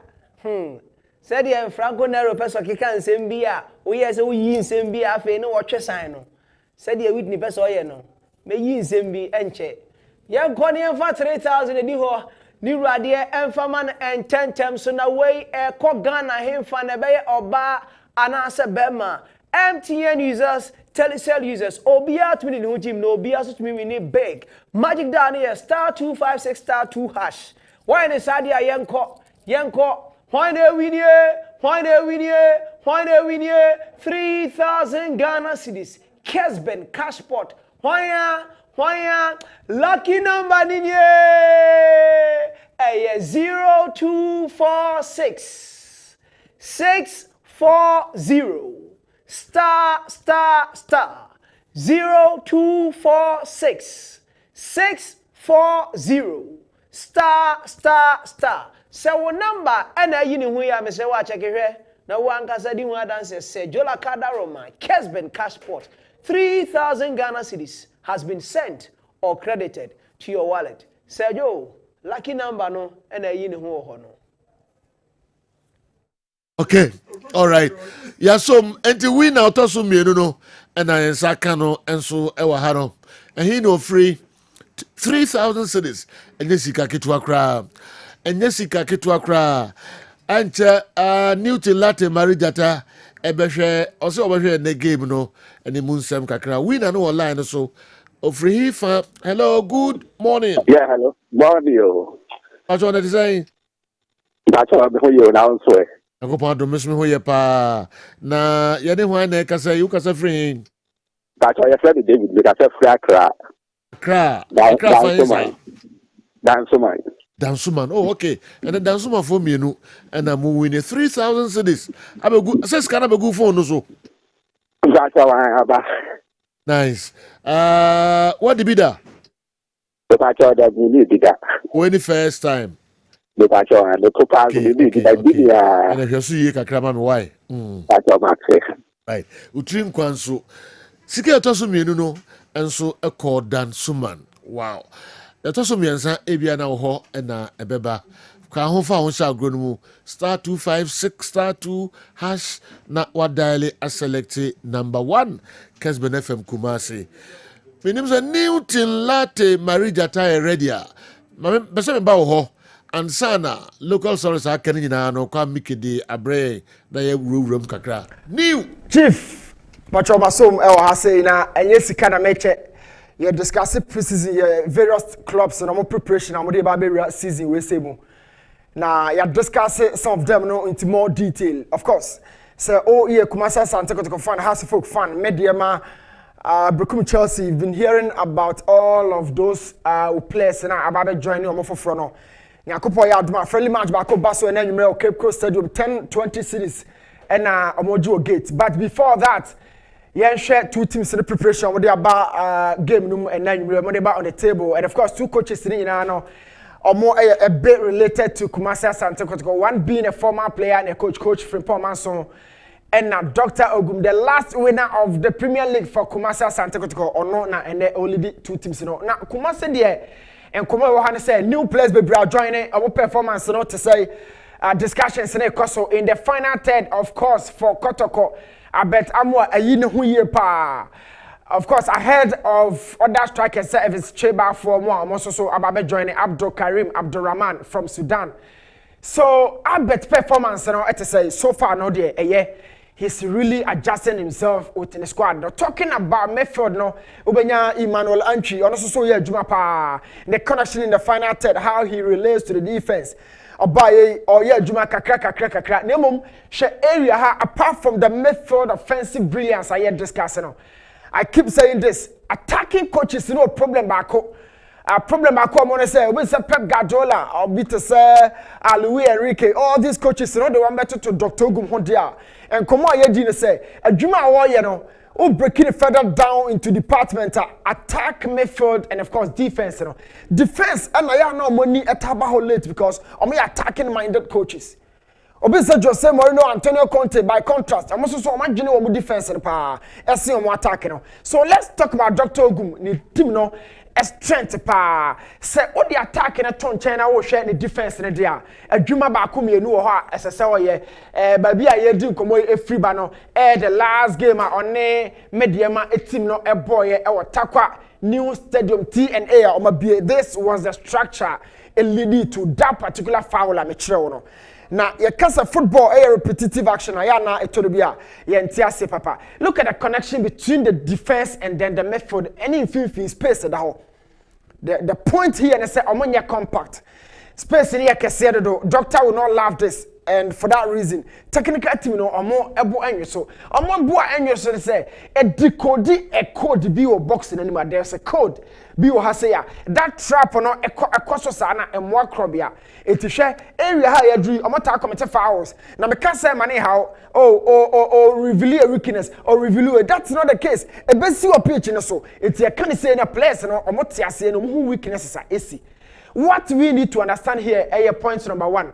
Enkrofu emi ensan ekoi e defense no na eketa for more and I say e midfield no na eketa for more.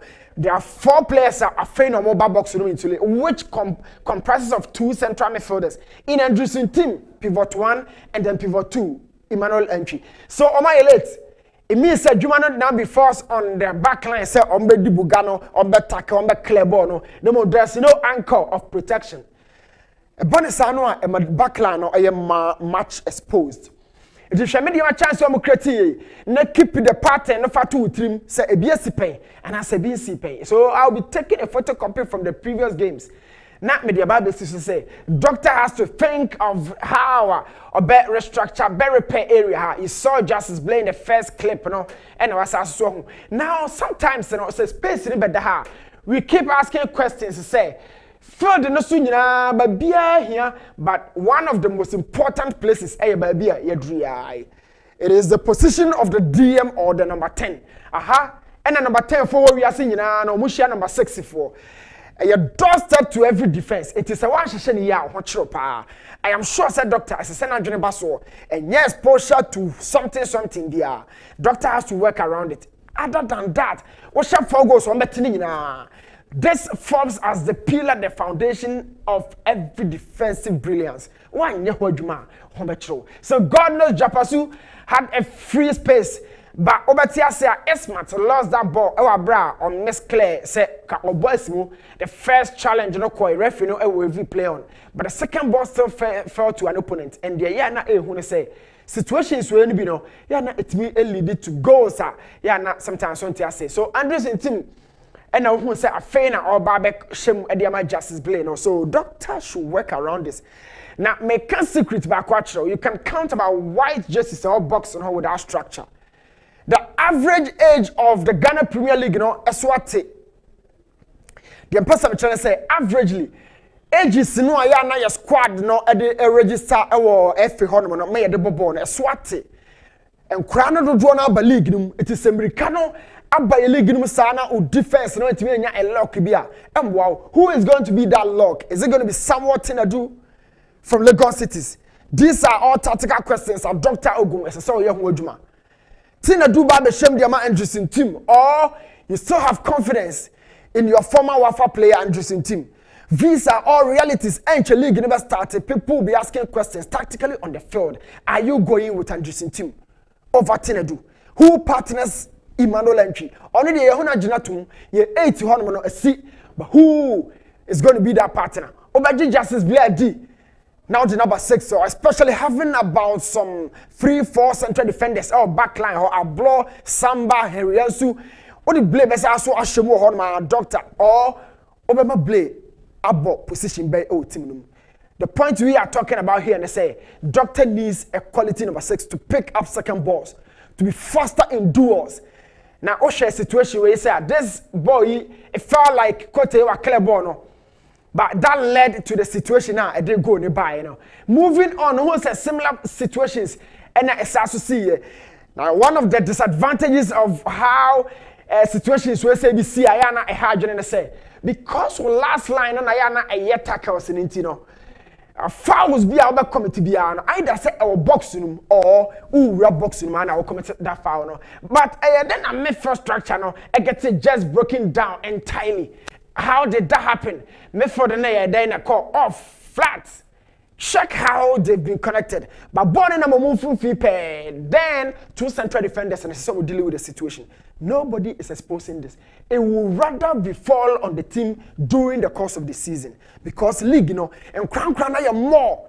o checking swatre game no mo Africa and speed within the transitional processes na e show Dreams Africa mo koye obo transitions smooth Accra Lions a show sa no and I will take you back in a flashback share Semates high na Century Sports Complex similar situation of fouls then attack ekoya na or Midfield no follow defense no follow then they got no protection. So Shaya, there've been late tackles, there've been losses of second balls around the edge of the area. Sometimes defense, but why has always the back line or last line been caught in the situations like this? Midfield no kohefa. Into my catcher say, oh may foul now that's obeying or inside or or outside. You pick this and then you begin to find a good structure of your base, the last line has always been cut. Or back line in here, attacking in your more. Where is the midfield? There's no protection. Nobody acts as the anchor. So, team now both friendly matches are some of the issues are tactically last season, and no one questions na bebusa. Oh, team no last season goalkeeping in yet. Why no more far or adjust or the competition neighbor? All these questions, you begin to ask yourself, say. Team no repair our training ground so and your best season no end show. Moving on to that same defensive priorities.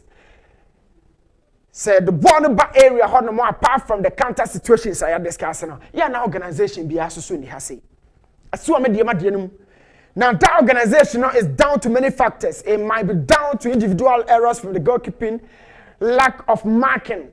Nina also issues to organization, awareness, concentration, all these put together, and they show defensive brilliance. Now, my attacking coaches there, but be imagining time corner area. But doctor, take a note of the things that do happen in your area because Osha Tangos, what we are telling you, there are a lot of things that do happen in the box that needs to be repaired.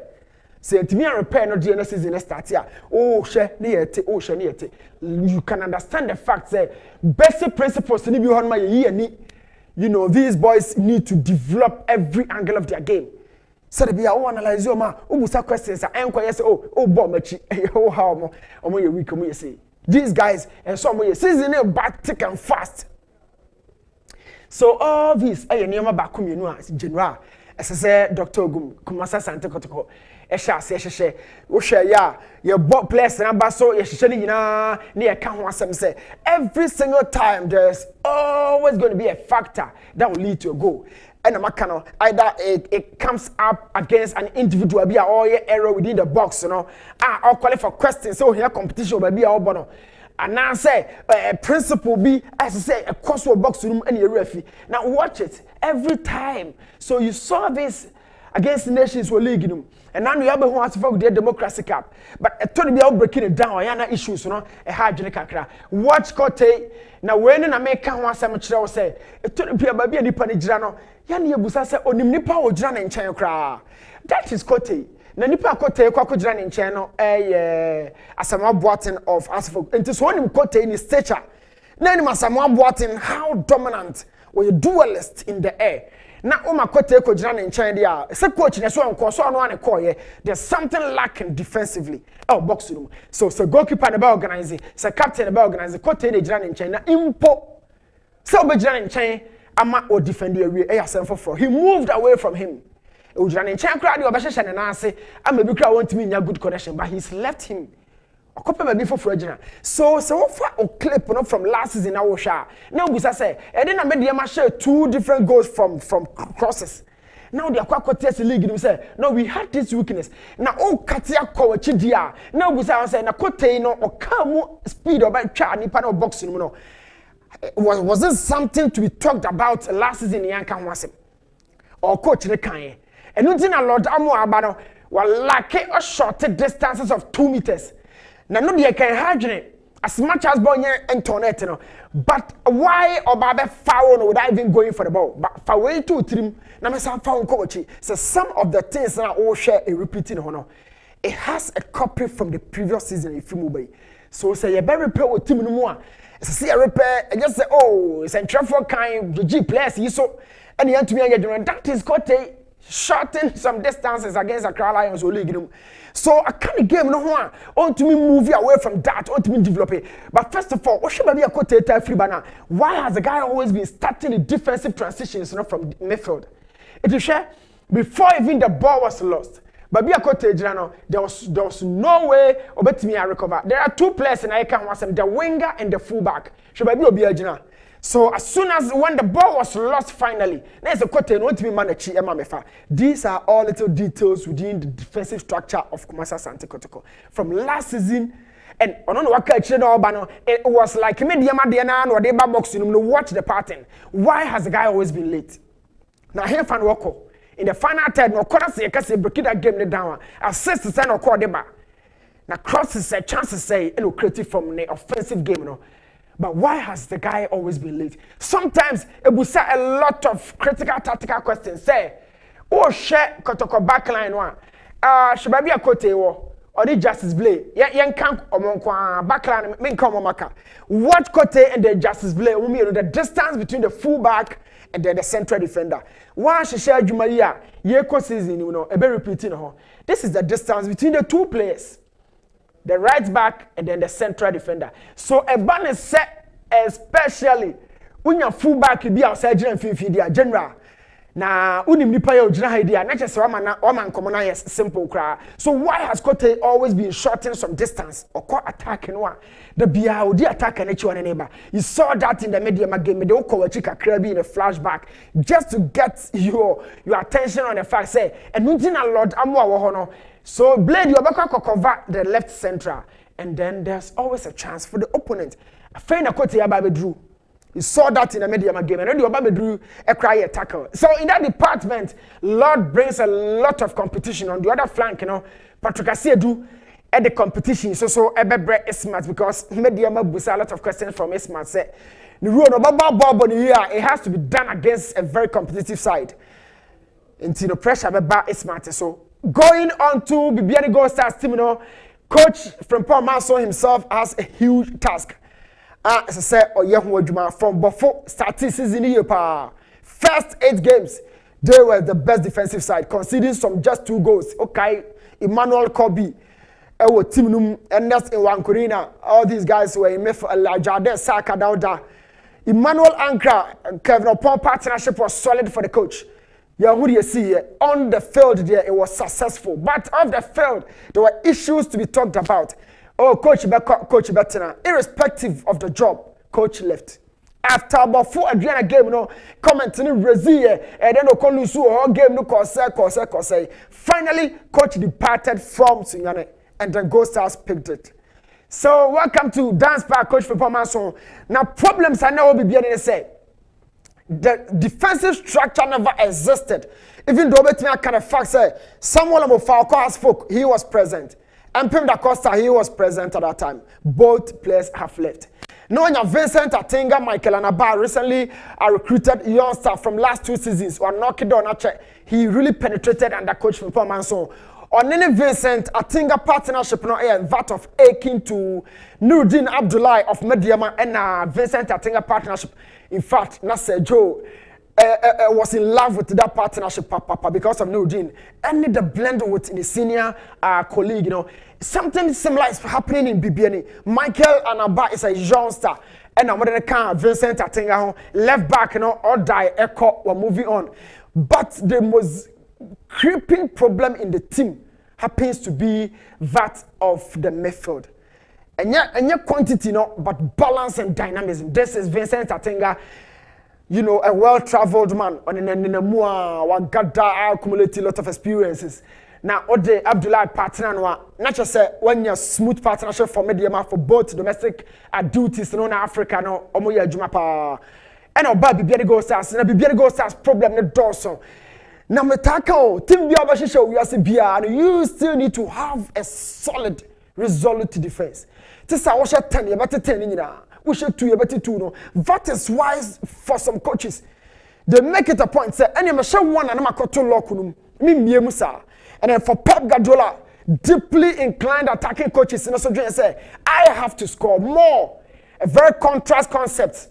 Now, oh, come be in common idea. They always had a team one a vouch in a very typical 4-3-3. Your Diami Bonidino, Yaya Dramani, and Pemda Costa, Samuel Mofa. So this partnership, no, or say from out to actually, the weaknesses back where we had to say sometimes Sabana Henina Airbo Sixer.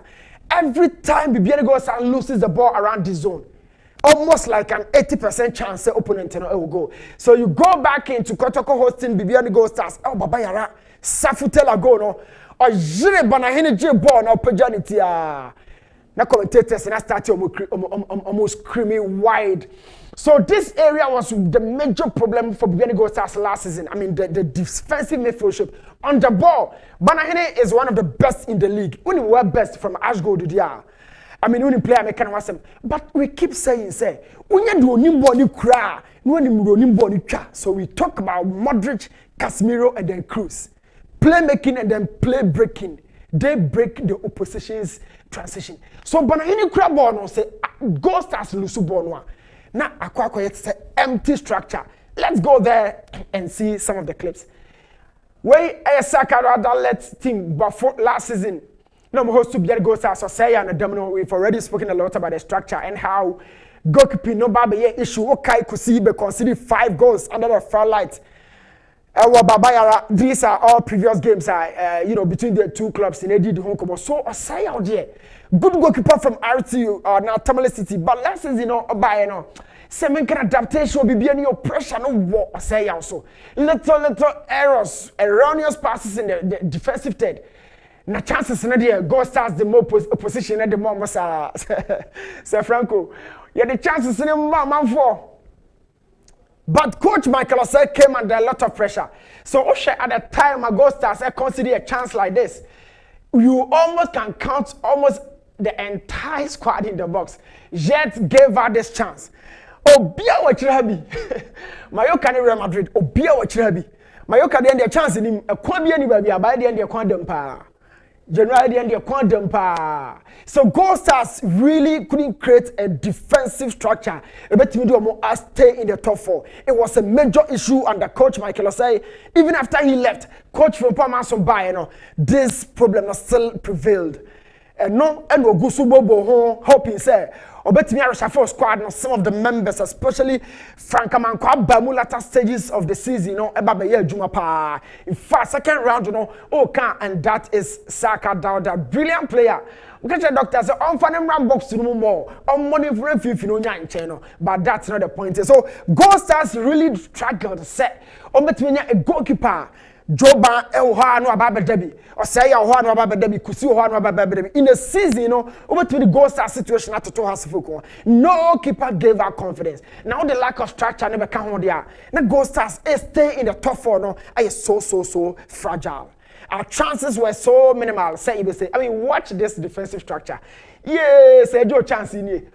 Ben Young had absolute world at his feet. Say, the ball back at net. Go Stars, your defense now. Last season, you did league nanyo. So this is Ben Young. Oh, everybody is off. Chance in you. Say, Joe chance back up. And this is Go Stars defense, Now, some of the expectations from the beginning say, Coach Philip Manson, I fix this. This is an embarrassing moment, especially for a coach here who defining a style, a career by the DM role. Coach Philip Manson, boss central defense with superb ability. Coach, who defense in you. Everybody say no, as I saw here, Juma. Now, Crumbia was speed attackers. Ever say, me dear one group, papa. Now, Ben York, they went to me and the Go Stars one grow. Pimping a ball, no swa, and a cobalt chance we say at the touch here. Bomber say out your ball, but what our defense? None your cry. I'm a family come, the cost I come or die I come. Need defense in here. Crop you take advantage because almost superb attackers. Now, problem, no, sometimes they want to say, was it say any penny extra? Any nipa no 2 pound. But where was our defensive midfielder? A hawk is the point. Frank, come on, quite a bit. Jumani Diamakoy from Pomanso. Are we talking about the 4-3-3 or the 4-2-3-1? What's in a partnership with Eric Bosumche? Whatever be the case, there's been a defensive weakness. I stay for a bit of a time as a coach. This season, Oba returning team to the back four.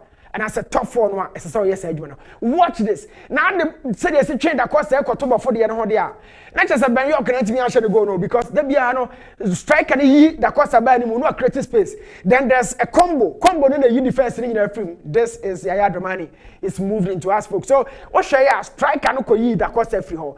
It created that space for Michael Osei. But where was the goalkeeper? We push here, but the crowd, you know, line so baby. This was something, and I say Ben York, But you know, come for your point, and I say your defense, last season no muda hopa.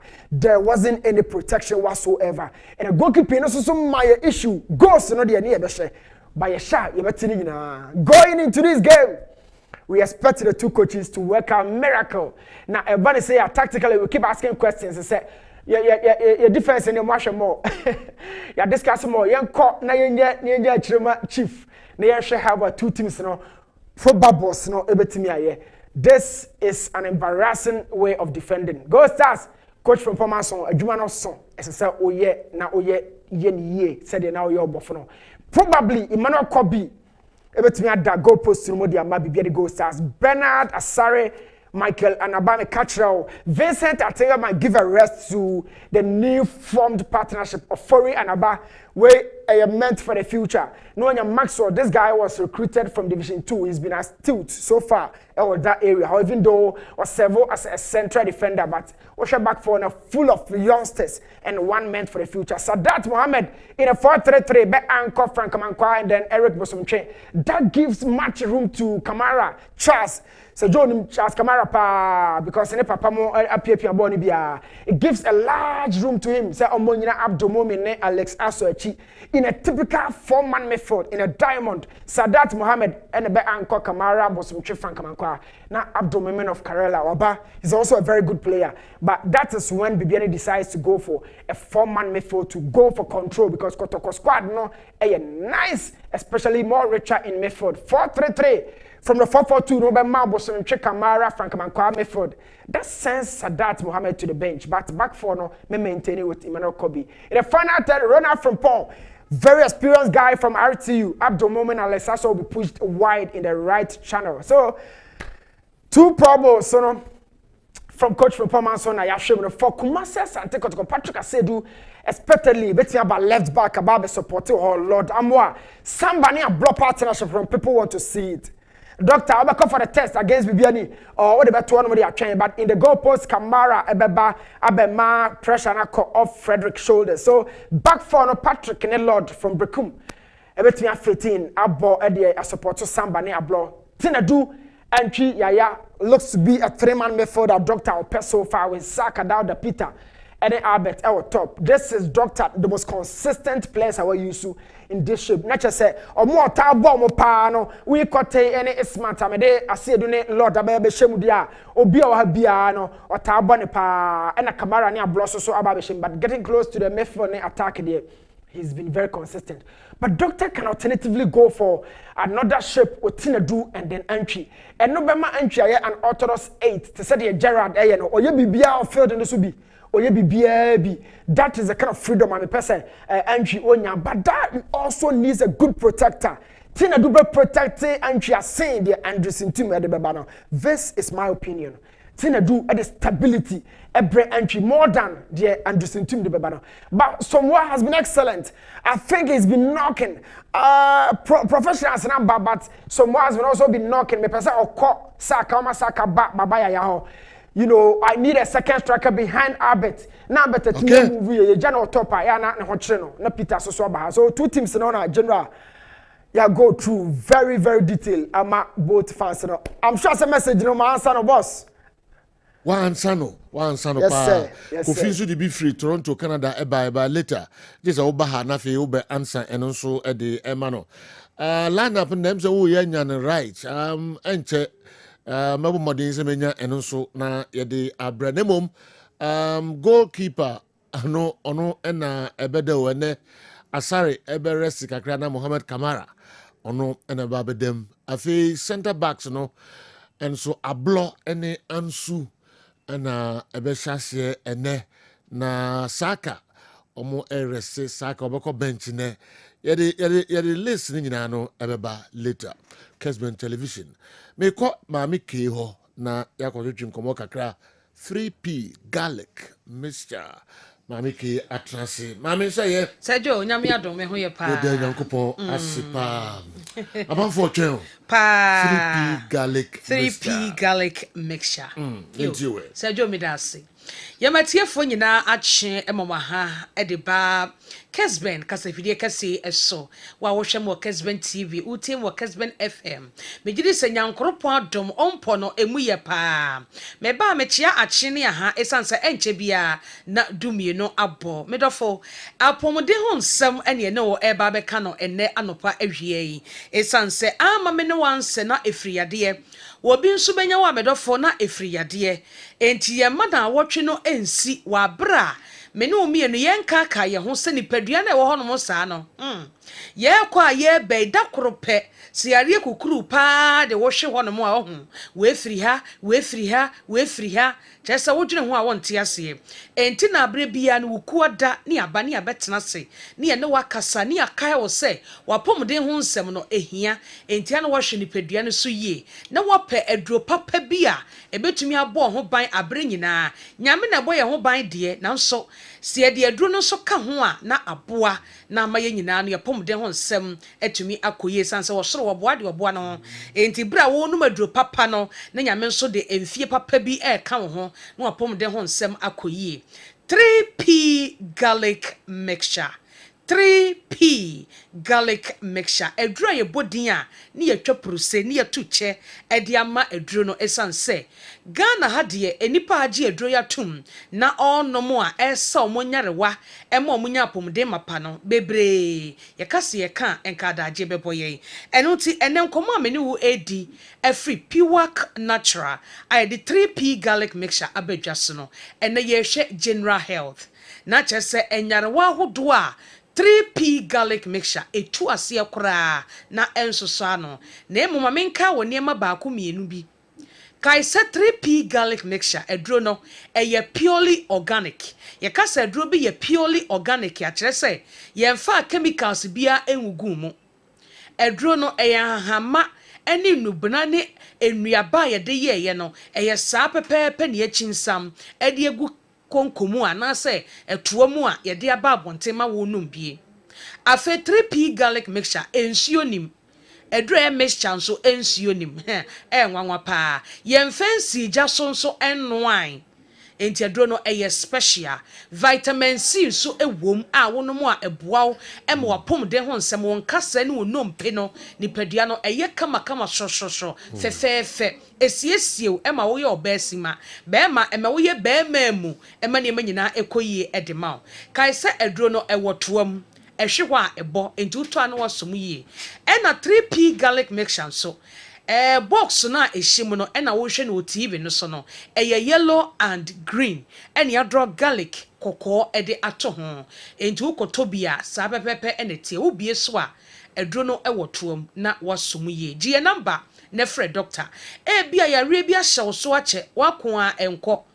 jese edro be na wonnom ye enti hu sie kasa se ya so o maka mo ho mesrew 3p de ye nkan ye ho ye base ane de ne pa na ebro enti mesrew so betina so pem ye number ne ye 0248 92 8824 0248 92 8824 kaisa edro ne ye 3p garlic mixture ene nkoma me ne wudi oba wa fichi kro ho hawo no ene to atwa esanse 3p garlic mixture bedi wakaginamu betu wa fichi kro no hawo no afiri hode ama oba bi bu ne nsa eye wa otie no ano oden pa ni sisi na yase na ho ye ne basa emoja isebio eba bebre bum ontimi nko ba bia 3p garlic mixture nom ebesiesi wa fichi kro no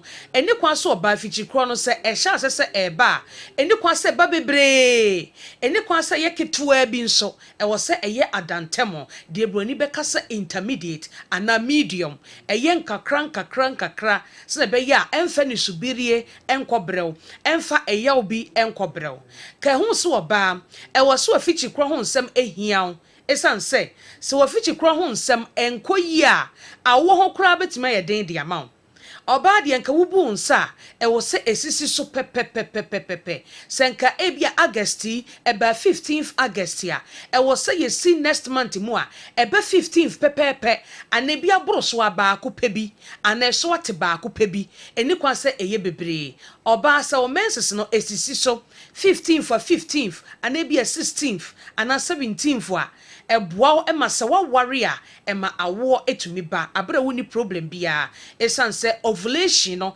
ebekɔ yie se na be ya woni be ma hia mu a obetu kosua na watumi anyinsan awo eba etu menses de oba hwe ho asem ka ne yie pa oba bi nso menses ema kora ejaiba ebe bosome miensa ennan na awotwenie ayosem ko obu ne nsan so emaye P garlic mixture nom na NCC wa fichi kro medofo ene weda ne mu ayenwunu enti ene wanketinkiti bi ne nam eyesia na asmafo no ho kire wo mo pa P garlic mixture ema oba no nom pebi ema hukunu nom oyire ennom wo ankasa nom bi se asma ewo so ana wanketinkiti bi ha wa adwene a nom 3P garlic mixture ebeboa opa na ayi saha no afiri wo esan se o bowo a etima wonfe nyina ye wo ya wo ye ho hwenye ye na makasa ho kora ye wo den 3P so etu asma ase ene ewo a wabo a enkwa ada pebinom na abedi ho adanse a kire afoforo afemi kasa obi wo nso so akọ hospital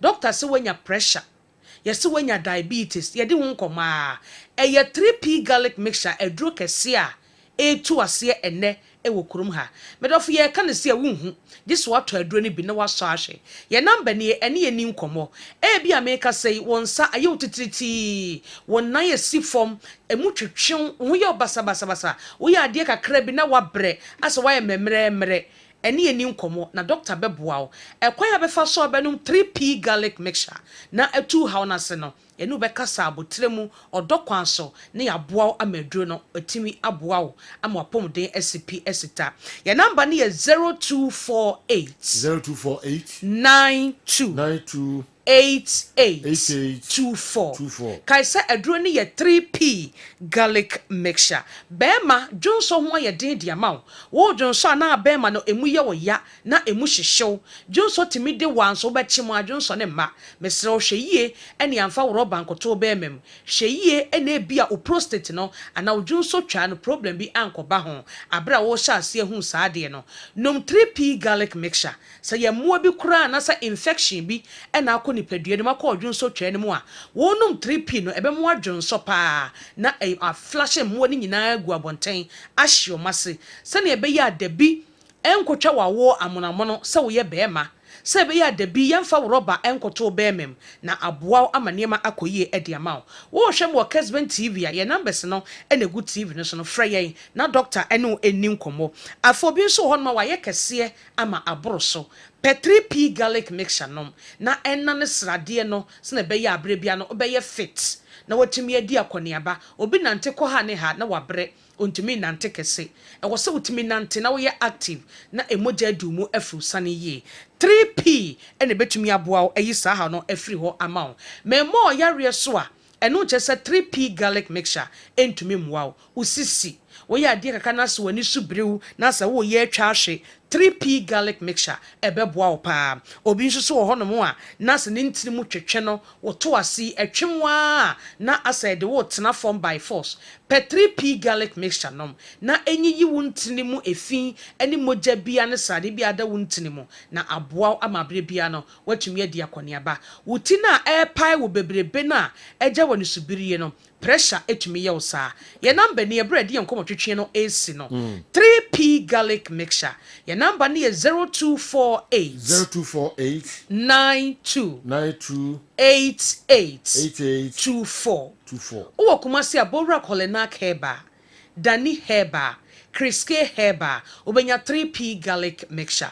Ho fonko Albert Sam, takrade eye AA Mensa, koforidia eye Gabson Pharmacy. Mumoni Away Enterprise ewo wa yene cathedral ne dunhwene mo. Wofa kwadwo heba ewo Temale, bebia electromat ne wono a ubenya bi wo ho. Madina so Health Alert Clinic ewo ho. Ekus Pharmacy ewo Ashaman. Kings Walk, Cove Sam, and Angel Heba, Ewo Accra or Kanshi. What dear baby, I would see no Ghana ha baby. Yet to be draw Ewo Hong Kong, Kohoko Busa, pharmacy shop, Kohoko Busa say, Ope 3P. Garlic mixture, ye baby the amount. Number near 0248 92 8824. Fred Doctor Cecilia, Obefa Fono, na one wedding come after Pomode home. Yankopon yard mother sene, ye no say this year. Mami ke yebedasi, dasene, yebesane o assign a share biom 3P garlic mixture. And a mami ke ade home komo ham and so abre mo friend numbers no. Na money omo eni enkomo garlic mixture no enye asam ketu akra kan bi hwe fa bi so ano hwe na obedi adanse Sir Franco Naro saying Arsenal will win this year's Premier League. Oh, wonders shall never end. Sir Franco Naro, I support you. I like your support. Okay, thank you. Eric Dwefri Tema ena Abraham.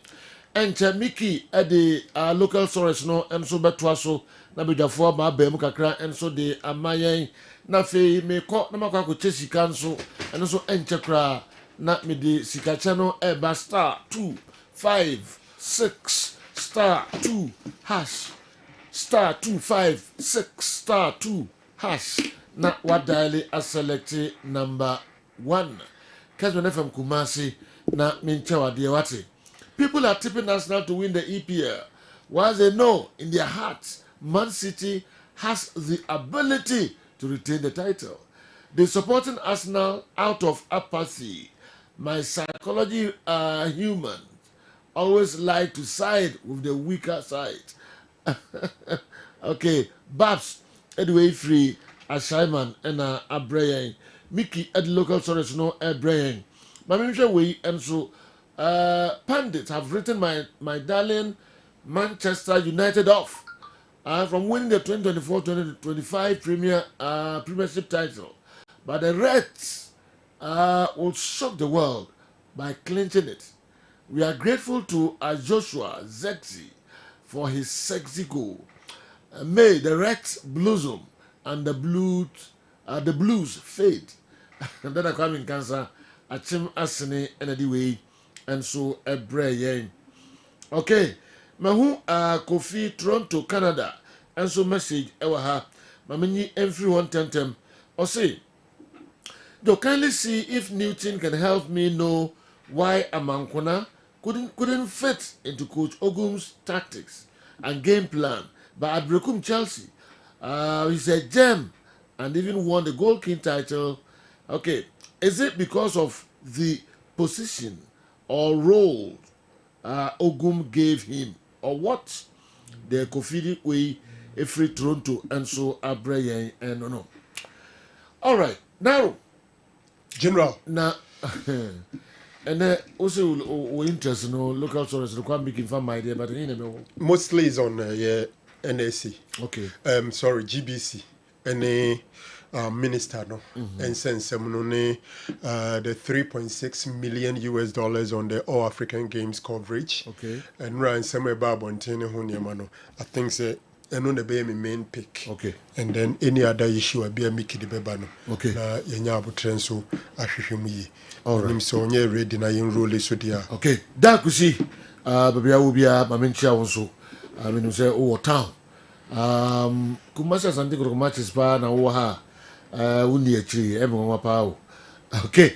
Me nyenya say line up no nya my there ba unra wo hwe omo train na omo ye ya na Mohamed Kamara no na be da post no emu ene na Lodamo ane Patrick Sedu omo so afa backs no full okay. Backs no as omo am feature ewo omo anhye ye media game na se no na re omo na e chase ne nti Mohamed Kamara Lodamo Patrick Sedu Henry Ansu ene Ablo na efa center backs no na Tenedu Bernard Somwa Chei Jamana Intimenu Babayaya and Abdul Karim.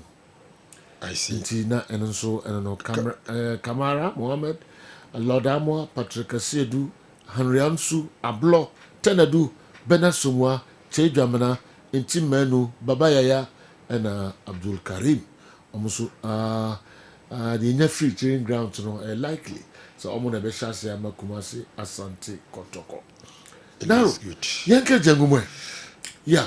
All right. Okay. My name send pages mobile me coordinating with me. But then generally you say where and run a public accounts committee. Say omaimu your committee bi ohonoma wona wo ya badwuma na aban sika fa o nsema na omutimi de aban sika di adwuma no omudwumadi no se duru ba bi na eyade a mpanyimfo nya ntetie bi na omfo say is of public interest omoto omonsa frɛ om na omudwumadi omudi no mabebu mu akonta. Okay. Na enra no na ye National Sports Authority. Any NYA, National Youth Authority. Now, mumi enu nyina no ba under a Ministry of Youth and Sports. Okay. Into omo na ya from ewo a Public Accounts Committee. Ne ho na Ura Sam George MP for Nigo Pram Pram. Ebisa minister ne say sikasen na omutuaye edema Ghana Broadcasting Limited. Ghana Broadcasting Corporation. Na eno na minister ne de to dwa say over an kakra bi na fi that's right, especially obi kura onyantie nsma obusa minister and afi minister ni ano no moment ho kakra ansa na ya to so Kessben television and when you go so away within mama. All right, yentie Sam George. You had an arrangement with GBC to cover the All Africa Games, right? Can you share with this committee how much that coverage was for and whether payment has been made for same? Yes, GBC was the official broadcaster for the African Games, the 13th African Games, and I can confirm that full payment have made to GBC. Do you have per chance what the amount was? I can't recall the exact amount, but I know that it's in the excess of $3 million US dollars. You paid GBC yes. in excess of $3 million. Time GBC appears before us because most of the technicians who worked on the All Africa Games have still not been paid, and so we wanted to ascertain if you have paid. And Al Hassan, or Director General Ghana Broadcasting Corporation, and they be two just and some minister the two Ghana ni dreamy papa. I'm say prof and so video no one I'm saying kebe boy no so they are to so they are my.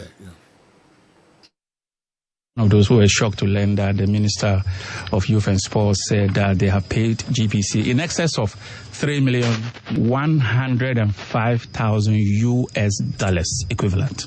Nothing more was paid as a benefit to GBC.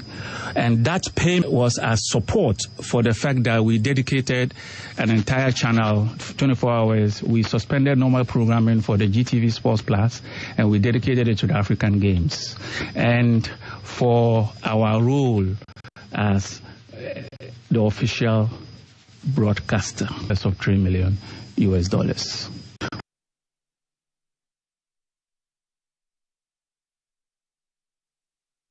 Okay. Okay. I'm so we and Ura Sam George, a key member of Public Accounts Committee, and also the same kakra ebetuda. Response on the buy. Some doors Some George. There's a second part to this question, the question I asked, which Amin Al-Hassan attempts to answer in his letter to the GBC, where I made the claim that I have evidence to the effect that GBC technicians who worked for the production and broadcast of the All African Games had not been compensated adequately. He claims that 100 in his letter, he claims that is not correct because every technician who worked earned 100 Ghana cedis a day. But that will not be the case. Because I have in my possession, and I'll also be putting that out, memos from the Workers' Union of GBC threatening to put down their tools and stop the broadcast midway through the All-African Games because of the conditions, the fact that they had not been given any remuneration. In fact, at a point in time, one of the technicians of the GBC collapsed on the site because there was no food, there was no water, they had worked from morning, no food. He collapsed. I have his name. I will put it out. And so you see, this thing is a twin pregnancy. The issues between the Ministry of Youth and Sports and GBC, and then the treatment of the GBC staff themselves by management. I have memos, I have copies of the minutes of the meeting between the Director General, Professor Amin Al-Hassan, and management, and the leadership of the Workers' Union, intervening and begging for the workers not to stop the broadcast. So there are issues that we will interrogate. When we are done discussing the money matters, even if it was $105,000 that was paid, we need to now understand from GBC how that money was disbursed and who got what and how it was paid. Because we are told that foreign broadcasters who came through the same GBC were paid 1,000 Ghana cedis a day as stipend. So why were the Ghanaian staff of GBC paid 100 Ghana cedis? Questions have to be answered. And like I said, PAC is where we've started this. But thankfully, I serve as deputy ranking on the communications committee, and GBC comes under that committee through the Ministry of Information. We will do a proper investigation of the issues surrounding the All-African Games, expenses, releases, and disbursements to staff. That will happen. Okay. General Anti, and some of the said the kind of minister and say over a 3.3 million US dollars.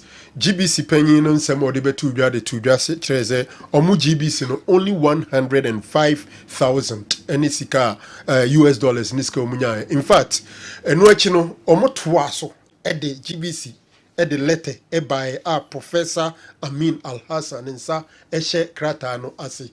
And we say, give me, first of all, you establish it in the contract, I treasure indeed, GBC and Ministry of Youth and Sports, sign contract, I treasure indeed, Nesike Umi at 3.6 million US dollars. Because after that, now, your contract, now, contract in General Babontia. The contract between GBC and Ministry concerning the coverage of the All African Games, now a year 3.6 million. Yes, the other buys is here now the coin. My number before this one. Share a year the first part now. It is agreed that GBC will provide services in the amount of 3,600,000 United States of American dollars.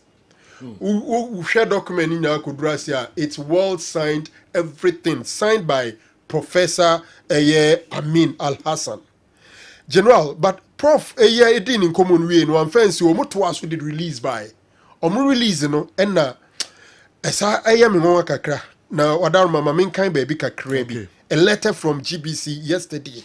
Or say payment for African Games and to technicians. The management of GBC wishes to respond to two statements made at the 20th August 2024 sitting of the Public Accounts Committee as public interest questions, which was broadcast live.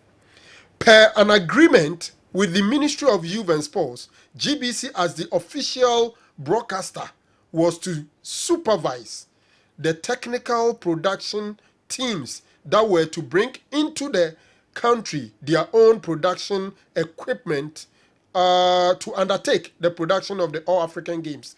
It is important to clear that GBC was the official broadcaster but not responsible for the technical production of the games. The technical production was outsourced as GBC did not have the equipment to produce the games. The following organizations were responsible for the technical production. General, the letter gave us three. Yanshe Wensun, PGS, Quality Media Production, and then Production Room. We in order to also say, of the total payments made for the games, GBC was only entitled to 105,000 US dollars. My main friend is here, or also can say, Or say the Honorable Samuel Nete George, member and MP for Nigo Pram also stated that most of the technicians who worked on the African Games have still not been paid. GBC wishes to put it on record that there are no outstanding payments. General, let away some I can say one minister na some no kind and no cre. No cre be any na utie ni interview no na de ka ho a eye ne nwanwan po some minister no ebe boss say sika over 3 million and omutua de ma GBC eye ne nwanwa che say until ho asem po da. He's so surprised about it. Meanwhile, in this contract signed by Professor Amin Al-Hassan, it is clearly stated, say, the contract sum was 3.6 million. We are no free honor. There are 2 letters. GBC, Atro, and their common ministry, no, the same letters signed by Professor Amin Al-Hassan. Say, almost stated clearly, baby, a sikani nyeko. Now, we shall letter now, or they kwa sikane free ministry now. Almost a letter ni beam. 6 different companies 1, 2, 3, 4, 5, 6. Be a sika ewoso. Meanwhile, Enra release no muye no. Omo catch and say only 3 companies. And we has our letter only the first 3. Yeah. And already didn't commodity release in the Bible. The other 3 that was any corresponding payments, you know. The professor is silent on it. Silent. Again, it's not like some other companies, you know, Obia or Baby, GBC, only a buying na sign contract. Na wu momuno, ya can say outsourcer. What was your contract? By be a contract now, would they buy down about tiling now, we need the requisite expertise. Would be a tiling anymore. No, no, for be so on your day. Or met tiling, now, no, a day, wouldn't it, Diano, etiaka. Intia kobasa na se aban or say aban so for no ka say GBC sika de ma mu ye we ya nwanwa se wo se ye nwanwa unti bi da so surprising. General here no the free honoma. Is it not weird say for a contract of 3.6 million US dollars the principal contractor and I said the no sign contract no also onya 105,000 which is less than 3% of the total sum. Less than 3%. Now we breakdown of the letters now no mudi claiming sikane free ministry now. Ubehu names any adeni baby bebre echo. So you ask yourself say where were those money going to? Now would share interview no involving the DJ, the Director General, Professor Amin Al-Hassan, any the interviewer, you could see a clear staged interview meant to do damage control because some clear and important questions were not being asked. Question na ye bisa no nipa no over 3 million also wo de we ne ba ho e bi kodi baby adan na ye misa wo say ne kodi baby ne de ka de wo say ba ho na ye keka bo ma ye hu say eso ana say enso. Now we have seen letters of the GBC making claim for those things, and I've done further investigations. You know what? Another pay me phone so many 2 GBC production team. I must send them messages. But I say Sikano Kranya 100, Omoko out a 50 CDs, and then paying 4 cars or Mudibema. No more than they are far public accounts a yin in the some Georgia or Syncrophone be complaining actually. The cofa same you buy and say, Sikabe Benin in Echino. The GBC production guys no has still not been paid. A good number of them have still not been paid. And to Mono Titi say, Ampa Sikan Yetria Momono, and Omu call Omu petition minister. No. They went to the Ministry of Youth and Sports. And Tom Kwana minister and said, Omu di Oma Tia Sikano de Ama GBC from penning for. Now the GBC doesn't come under their jurisdiction. Intino Omu penning for Nkoka. And to almost free honor, and almost is a public accounts committee sitting eba betanase. And omudo sem kodan. Eyo some George Muniade. And to him the minister was not there because even the minister ya friend. But because not national sports authority and the National Youth Authority have been invited to the Public Accounts Committee, and being the head of the two authorities, is the reason he was there. And omubisa no kan sika omutua de ma GBC. As whether says sika na omutua and a doso and also omuye de no, I'm sure we have not gone into that for now. But there nwanwa and he say the Director General of GBC ebetima ka kire wiase nyina say eye ne nwanwa pa say papa no beka say sika we because yemfa ne say ampa ne ampa sika no de aka ni nyina no kodidi baby. But una wo sign a contract. Yes. Intisi akase say sika na wo yetua mawa. Keni kwanza okasa eye wo nwanwa. De obetuma kan ne so eye no kure 3.6 nemum de ba ye ho ana ye de no. Eno ni we. Dia kano kokọ baby ebi mpo a also baby obi contract asem ntika me mpesa me de betudwa. But it's like he's not even heard that figure before. As I'm going for no ministry through you. Through you. The money you wrote to demand the money and you made the payment to them. Yes. One listing one listing yes. Yeah, more 2,056,534 euro. Quality Media Productions SL more 1 million euro, $1 million. I feel the production room TPR more $57,030. More Silicon Productions USD dollars $165,000. GBC 24-hour African Games channel support $105,000 US, and some positive communications more $20,000. One casa Professor Amin Alasan, what on such a we say our throw assigned. You've written this and signed, and you say you are shocked, you are surprised.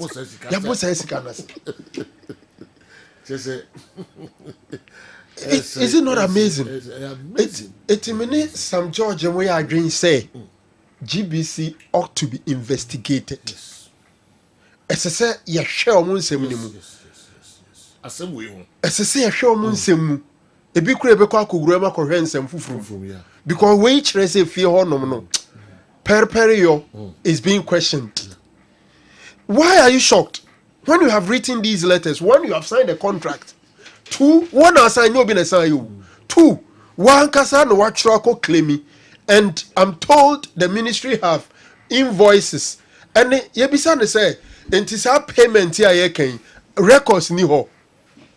And I'm asking myself, these are things that are very easy to verify because these payments will be done through banks or through means that are verifiable. Okay.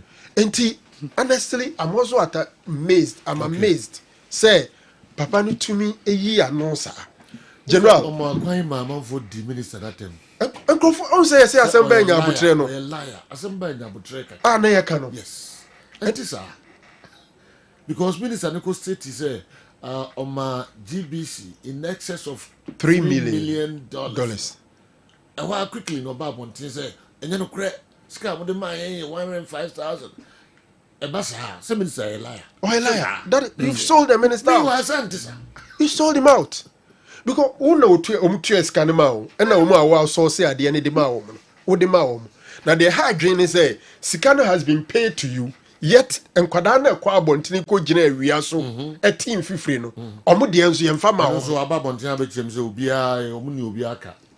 Who's the more dema? General. So, while about Uni site, or one more Omobokoyato. In fact, Enra, Omuye meeting, GBC with the production team staff. Our Mubon Quadani piano, and they should be careful. Wow. It's so unfair. Yeah, about production team now, these are young guys trying to make it. And Obefaka could generate or diwechi. 100 cities no more cano. 2 people are telling me if they are lying, fine. Say it was rather 50 cities per day. And then say the mom. I don't know, so below or more different categories, be it seniors, and 100. I say a Professor Amin Al Hassan. Oh, he has to come out again. You know, and when we are as we invite you. And Temkra, and Temkra, burden with questions, and Temkra, or answer, and Temkra, and Temkra. You go what jetum, 3.6 million, so what jetum. No. Only two. Into or these are listening na ko man ntua ma. Only two. Oh. So obe kan ya nkrata we no ba bonti ompie bie mu. What I say? Me say nkrata na ma waje atum. Only two. Okay. Ebi ana e obi na faking ni signature. Oh, okay. Did not sign. Ebi ana nyo no na sign. All right. Seriously, prof. Ghana for twen. Ese se o sa ba bontin biem. Yes. Ese prof ba bontin biem. Na obechirechirem in the face of the new evidence coming up. Sure. Prof would have to come out, and luckily, a whole GBC show sent baby have a fiber out there very easy. So okay. Yan fan kon ha in him say many we penifo be tun safre no. Na campaign for be friend kra nanka prof asaya another press conference. Yes. Prof from Abontin na me kan but this kwa miki abo du menu apa onsima aduonu enko. Me dan dia ka no ama na fi o the local source no enso aka ho ama. Doris Braku Jima and your birthday. Young wish Doris happy birthday. Doris 41 for you some so happy birthday. Teacher Kofi Body na one kasa brother couple our London say and your bushing na say you know na young wish so happy birthday. Yes, Doris, I don't know. And then some baby can you bad 41 for the all right, come Mickey. My mom why nothing you should already but before so bad 41 for WhatsApp videos can create nothing and twaso. Okay. Sergio, good morning. I don't know if I ask I could tell you where dear Shiano. Me bra go ti so na bo akira waje ni buru na asan support papa ba akopɛ na ha mi nu so na bom akira no Sergio waje na black e ba ni frugu dia wo boa no miri ono na Sergio anopai de se wo hwese ne yesi de ahye dia na league ya stati na ano Arsenal koyi me bra wasere me sa man ka je se Chelsea still vim e be fa na me ya dum na brebre nya Victor Osimhen be gyan ani mu a be pogo no han fanson Sergio na Sergio has a full grown ebe ye bibia be ye fine ye hwe ne mpanyimfo ye wo has a full na Sergio ebe ye oni nyankopon ye adwuma no pai ye da ase Sergio the person we bisa say Shokan Mohammed e no kro say the issue na or they call prayer status no wadin kunim eno nti oba besani e de ma kotoko ana because and various social media say the club Accra Lions omu adi nkugu nti say Shokan free say utimi assignment club bia open ti person mu say oni kotoko di no aye close and say mo confirm edmame damasi. Sergio, good morning. I don't know if I ask I could tell you okay entina eno so no dia ka no me de ma kwa Mickey na fi quickly or the local source no and so abrayen Kessben television no fama make a grand sign I'm fama what na control program me so me say dem bisa Shokai Shokai play no say tinu ko port play ni betu na fa business ni twa say pa sa kwa oho na ti futu chanwaga na da wono na Shokai sasa ye gori ni sasa football so munyo omudi bi ye ba fifre muda na duka ni fifre tew football na am the pressure brem ho hey aso obasanyeti yanzo na ekono Shokai die isa na no so akoye ena Shokai badia na ye wie na Shokai badia kwesa koye woko kwena chi futu sisi muna chiridi wa hawo mo baba say 2-1 de be repeat sa because no be no Shokai ba ma 2-1 na sisi say Shokan o yes I na wo jini na no to board ni sazie okwa brochire Shokan na wanya ma no ena woni agisa bruta akwa wa mai no okwa brochire and now support bia ho beto no I support bia ho beto because after 2-1 no o ma ja 2-1 na Shokan ba no akwa ji front na Shokan ya declare no e because when am kwa so kakra no aduru because when check passport when check visa when check Ghana card na man for no nam kwa so House of folk could do say ya you do Togo say ya before Lome You be your Ghana card. You have your passport. Kotoko bo friend match ne baby omo ne you Ghana card. You have your passport. You know one year strangers. You need strangers. Yes, yes, I buy professionals. You go buy professionals. Yeah, you better go Ghana card before Lome. Busa man go find more Lome no. Before you enter the Togo, you should go Ghana card. Me I say year 2 kwan year call Togo. Nyame adom ya ne ya call ya no ya tese so kan so betwam ko. Ono nam so ya nam fam. So kan nam so no nam fam o me baba ya ne be hu no mu yen. Na se Kotoko boko America. Omu nyankoi. Sese omu Cape Coast. Omu say number friend match. Only goals. We yen check Ghana card. Eto omu standard ne de na nyepe. Yen check passport. Udu lo me. Di so kan na one man. Eya me de papa that the 2-1 beka wa. Because at the end of go lose 2-1 na so kan ba because wadru ha ebiso za kwanto board ni sazie. Say de no we nyina no wa mu na nanim. Mickey. Esiniti. Mamimra na abasi shenkofo. Oko. Ade so kan di na go through. Oko. Almost obi afre na onfa. Oko. Ebia mu fro player onfa. Na frefre Kotoko body for this. They say don't ye na. Omu say omu dey floating na man no. Obi afre na. Oko. Oko asan you go galenum. Oko. Obi anya ready to talk to Kotoko officials. Oko. Nti omu suspect say no mo tete ye no. Say Oko Moldova no no kre. Oko. Nti so can deal with it. Ayof. Just say magic be side could see. But yeah. You know can say there. It's almost off. Okay. What can be a Kessben ha or pedan or remove from single room self-contained. Bibia shim. Yeah, bibia shim. Ewo asokwa amakom ofori chrome area. Okay. It is a bank Kessben. Oh, okay. Never born a year pa. Ti ayesemo wa obetimi aboa no ma wetimi aba ho no ye ni beji pa.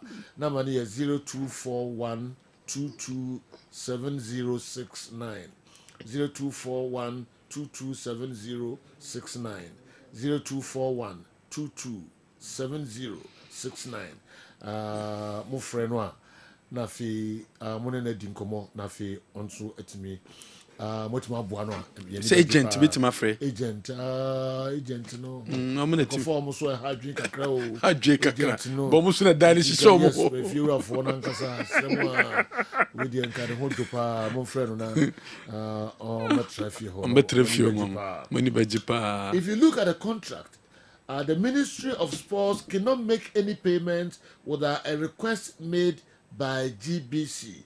I was surprised to hear the director say what he said. Abbas should concentrate on his team, how to focus sinking, and he's promoting Asante Kotoko.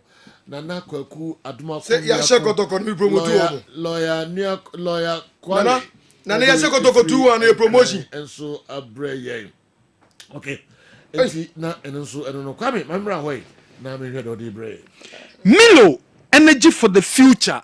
No Milo drink ni bi. Na no Milo a obenya energy ebeba e de amount. Energy obenya ni sabre ya na dache so energy no akosoro e de amount no Milo ene wo mu.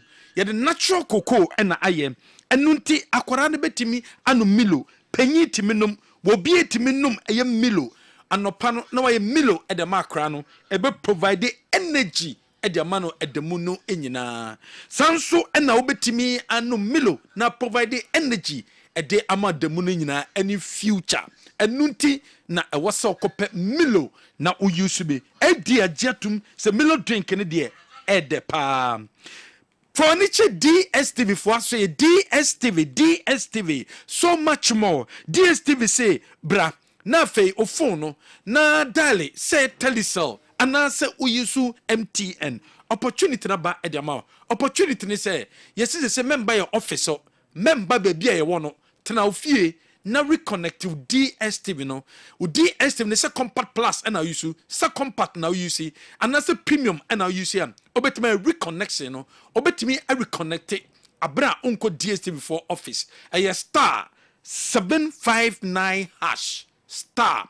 759 hash and no any short code abe dial we dial we are o connection no ebe go through at the amount per Pepsodent charcoal anope bia nipa da se ni twitwi ne se anwumre bia yekoda bia nso sa so twitwi ye se na wo si twitwi no ehia obo se me pe brush no den me pe no ho ne ho eduane a de begusu de twitwi o se no ene hia eduane no eye Pepsodent charcoal fa Pepsodent charcoal a good toothbrush ne so na vetwitwi o se anopa na vetwitwi o se anwumre na be difference a ebebam e de ma real charcoal wom real charcoal ne chese u yusu Pepsodent charcoal ni bia eboa ma teeth no eye fita mint ewom mint no beboa ama wonum pampan no ayehwam lemon wom ebebom wonum etimi ada ho na zinc wom ebe protect teeth no ede amount enunti and also using Pepsodent charcoal ede twitwi osia no pa no twitwi osia enwumre enso ede aka ho latest foam your partner for life wabrabom yonko any latest foam for say V sofa no odwaso el sofa no e odwaso kope V sofa no bi na UC anase el sofa no kope bi na UC na betimi aboa el sofa no e 3100 Ghana V sofa no e 6500 Ghana opa konya papa trim akonya wotrim wochinkasa nya wo ya akonya wotrim usisi enya ode enya wo ya de a e little foam de no na ohia so UC be Franco Trading Enterprise. So Franco Trading Enterprise laptops, Nokia phone, Samsung phone, iPhone, smart television, and now say Franco air condition, deep freezer, washing machine, CCTV camera, and a pebiatoa, a Franco Trading Enterprise. Ko Franco na sanya mapapa we nyina no won sabetimi akebia o branches awdo e wo Kumasia bora any branch bia udu ha o se ope Franco Trading Enterprise nyama papa ni bi ato hebaso cream e cream a beman and you see bema obeso bo adwuma ye woni obehiem na pese nije ne ba edema mumie no nyina e hebaso cream and na wasa wo apply hebaso cream ni bia eboaw ema bema ho cheba we bema ni obehiem asisi na ho aba masa problem ni suntwa emfama kope baso cream ni bi na UC any drugstore chemical shop bia benye biato free our number we so 0244 750 510 wobi osisi yo ya na okutode yo ya na waposo yo ya de elephant ointment and also the sasra ho what the elephant ointment the sasra ho eyi ya no e di free ho e di maw eyi pain no e di free ho e di amount a drone elephant ointment. Woman sounds the Sadik about powder a bit jasso. A powder with the good team, with the good cocum, with the good drenibia with the biemu. Now couldn't pay drenima. I could tutu as here at the amount. I could tutu coconut say our blood in at the amount home and so etimi at all. Yet the elephant herbal Mr. Bejasso and also Timmy Obia Yema team about Broma Obia imponosis yariano acom. It was here at the amount way a 100% herbal and a day aye and a Flezon 600 a wood jasso. Flezon 600 bomb buying at the a free stroke will be when you stroke and now person stroke in the quadia a Flezon 600 a drone and now you swear a bebo. Any drugstore chemical shop will be a becobiano or be ato. The luckiest.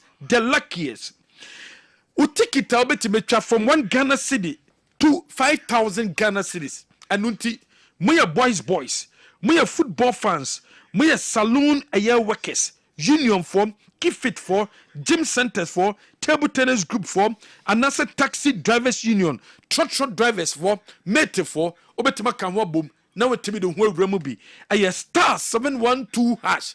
A star 712 hash. And then a short code obedale.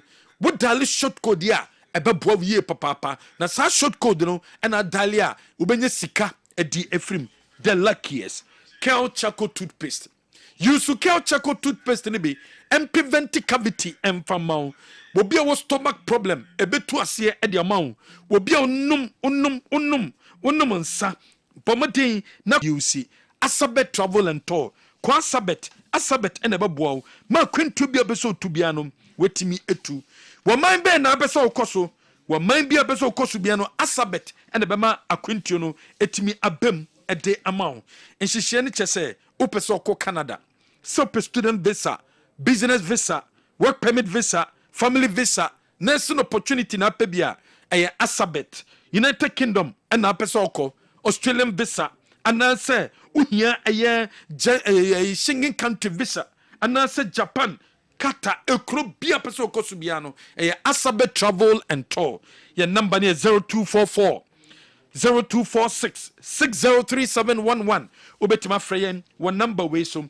Wo freya yabejo so ne aboa no eba so den awo aye Methodist inauguration of aye Methodist chiefs and so 9 a.m. pepepe na dwumedie no enso atimi ashashenti inauguration no eba so ama the Methodist chiefs and queens association no enti monhye so say 9 a.m. Sunday 25th and the Jumediano no Ebakoso Wesley Cathedral Edum Right Reverend Stephen Kwaku Wusu when Bishop our diocese Sansona Dr. Christopher Labi ono NLA chairman ono so ebaba Jumediano and so ase ebi eno ne sisia edo na enam Jumedie sunko a ebaso 40 days celebration a ebaso nintinom edefa e champemine ne ba edusi poku awanya ne baby akonom enhihia edaonie Gottisburg Road ho ye be close no e for golden tulip e chero no nyina no Wednesday 2015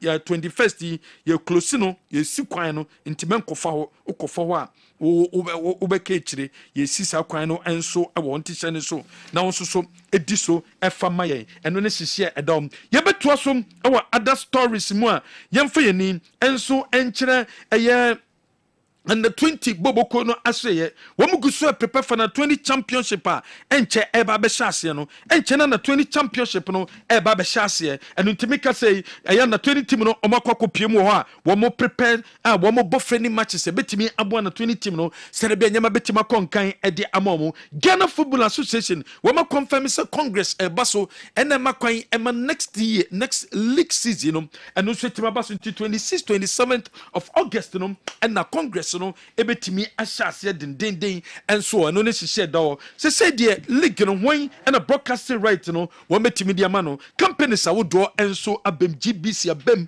omo ewo interest so mo pese wo mo sponsor eya so motimi etwa matches no enso ede ema eya Ghana Football Association but GF no ne other companies enso edin komo woko samates boboko na so ya wo mo guso prepare towards wo so Sunday game wa wo mo eba bebo eya CAF Champions League game at the woman any so atrama so bebo Confederation Cup no eno ne hihye asabre eno so eda ho ede ama teams no wo mo prepare ne Kumasi Asante Kodoko ebon ayonkofa akensie a Newton ene ayewo adwuma between Kotoko ne baby any Gold Stars and akensie no ebaba so 10 Ghana cedis 20 Ghana cedis and a wombeji gate na this United so confirm say on the 12th woman aye flyer for fraba flyer no di kind buy no woman ye no na Kotoko former player that say de woman a new flyer woman diaba a confirm say on the 12th woman ni Kumasi Asante Kotoko akensie no ebeba so ewo aye Washington DC into the 12th and a Kotoko ekwako piemu ewo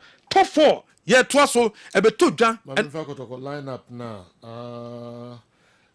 Sakan wa hano sign to Jebium okay Mohamed Kamara Lord Amwa Patrick Sedu Henry Ansu Joseph Ablo Tenadu Bernard Somoa Chei Jamina Ntimenu Babayaya and Abdul Karim Omo Enebeshasi Amakumasi Asante Kotoko okay and they were against Gold Stars very strong squad yeah Intenu say the city o Sansona Kotoko bono na tie ne so matches koso Mediama nations 11 wise any bechem and so ne bobo Mediama ayoma dwen say wo mo emmo akensie no nanso so say de wo mo ayoma dwen say wo mo ebobo eya akensie no coach Samobodu wo bo eya amofo dwanto aba so say sabre no contract on sem no wo metima yema bibia konka na bekum Chelsea so wo boa se de bia bekum Chelsea ebetima fa ne ntuma pa efra. Oh, I say you know the kind of work that or yes you nim no the structure opposite oh yeah until say you nya so nya coach obetimi develop say na I think say for him no obenya that coach no say obewo for number of years but adwuma no so we need to say Tony we ya no be so from so but ne plans and then you say yinya who say na person ya I hope say betimi abaso said the okay no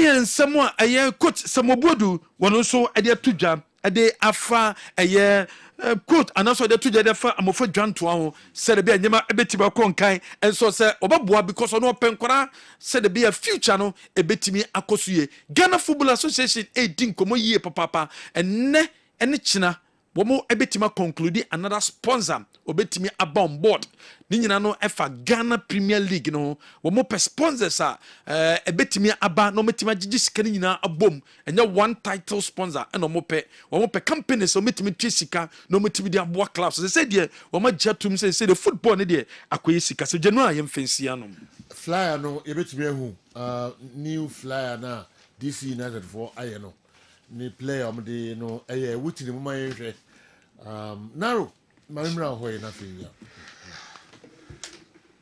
okay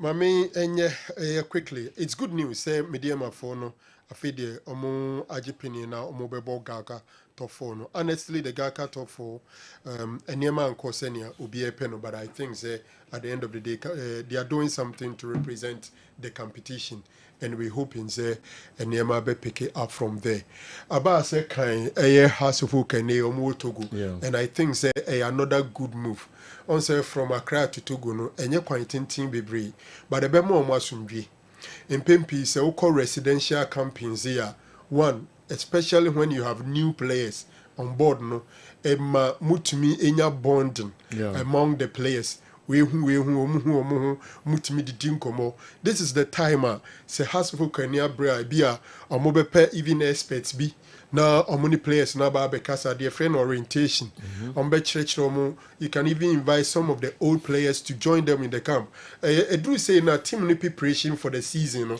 coaches ni be park na so de no ni ade but how to speak to them ekwan be fa so aye o madwene ho adwuma na omne enkran ho no omote no team na omo bebo no supporters no expectation na bakosem eniema betumi dia bro and what we call teamwork ebetimi aba omuntem no very very important.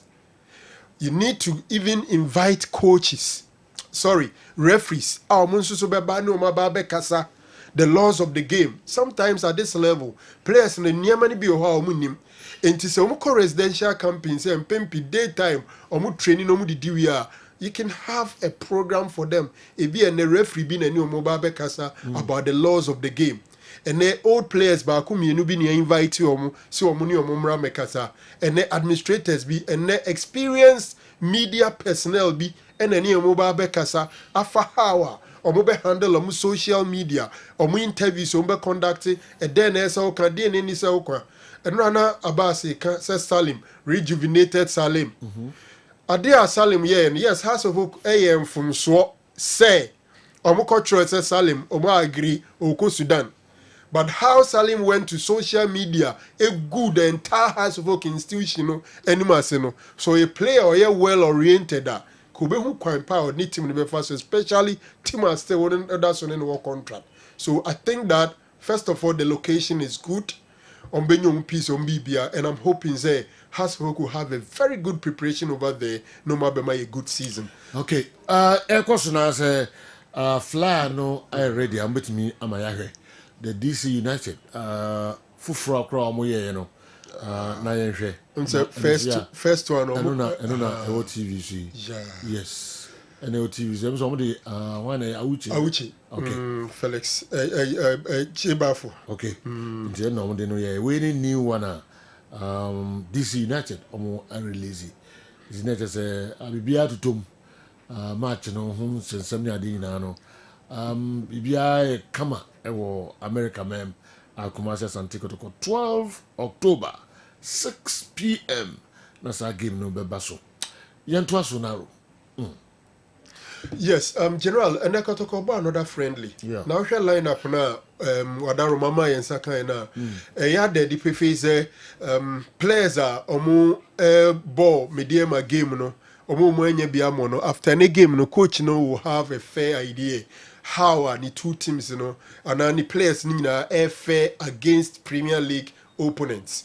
because the first one against Mediema, and I think say a team like BBN Gold Stars will also give Kotoko a very good exercise. Game number one. Kotoko early part of the season, Omasha see raising concerns about goalkeeping because of two competitive friendlies. The one involving Hasselhoek, the one involving Mediema. More reliable number one goalkeeper. Sorry, I'm saying mistakes. I am Sheka Crabbre and Crawford, and I'm thinking say uti the neko so atakwa after the game now. Edia no be boy Kamara. Yenhwe ene how Kamara and so be fair game num. Minim say Sekobasa Kamara ebe number one at the issue of nkomo say national team goalkeeper. Omo yama the national team abono no san komo ne beba abontin. But no kwasem ni say every football club in the world, edi kan dream football club no ni ye die eho. And san no abedwin individual be benefit eho. In fact, if what I'm gathering is anything to go by, before even the Mediema game no, now sorry, Oma dropping from the Black Stars call up. Okay. I think against Angola in some 2 weeks away. It looks like Asari is gradually falling off. In fact, the next call up, and young one said no local player. A crying BPM from what I've gathered, if it is anything to go by. You know, that is how it is over there. Maybe follow Go Stars. I'm told say on my commentary. Yeah. Or that game. So Yeah, we'll watch it and see how our name Ebefe on general. Okay. Yaya Mohammed and so any Ameture. I walk up you more than my Grona. Don't we up to your one day? Ameture ni Yaya. Yes.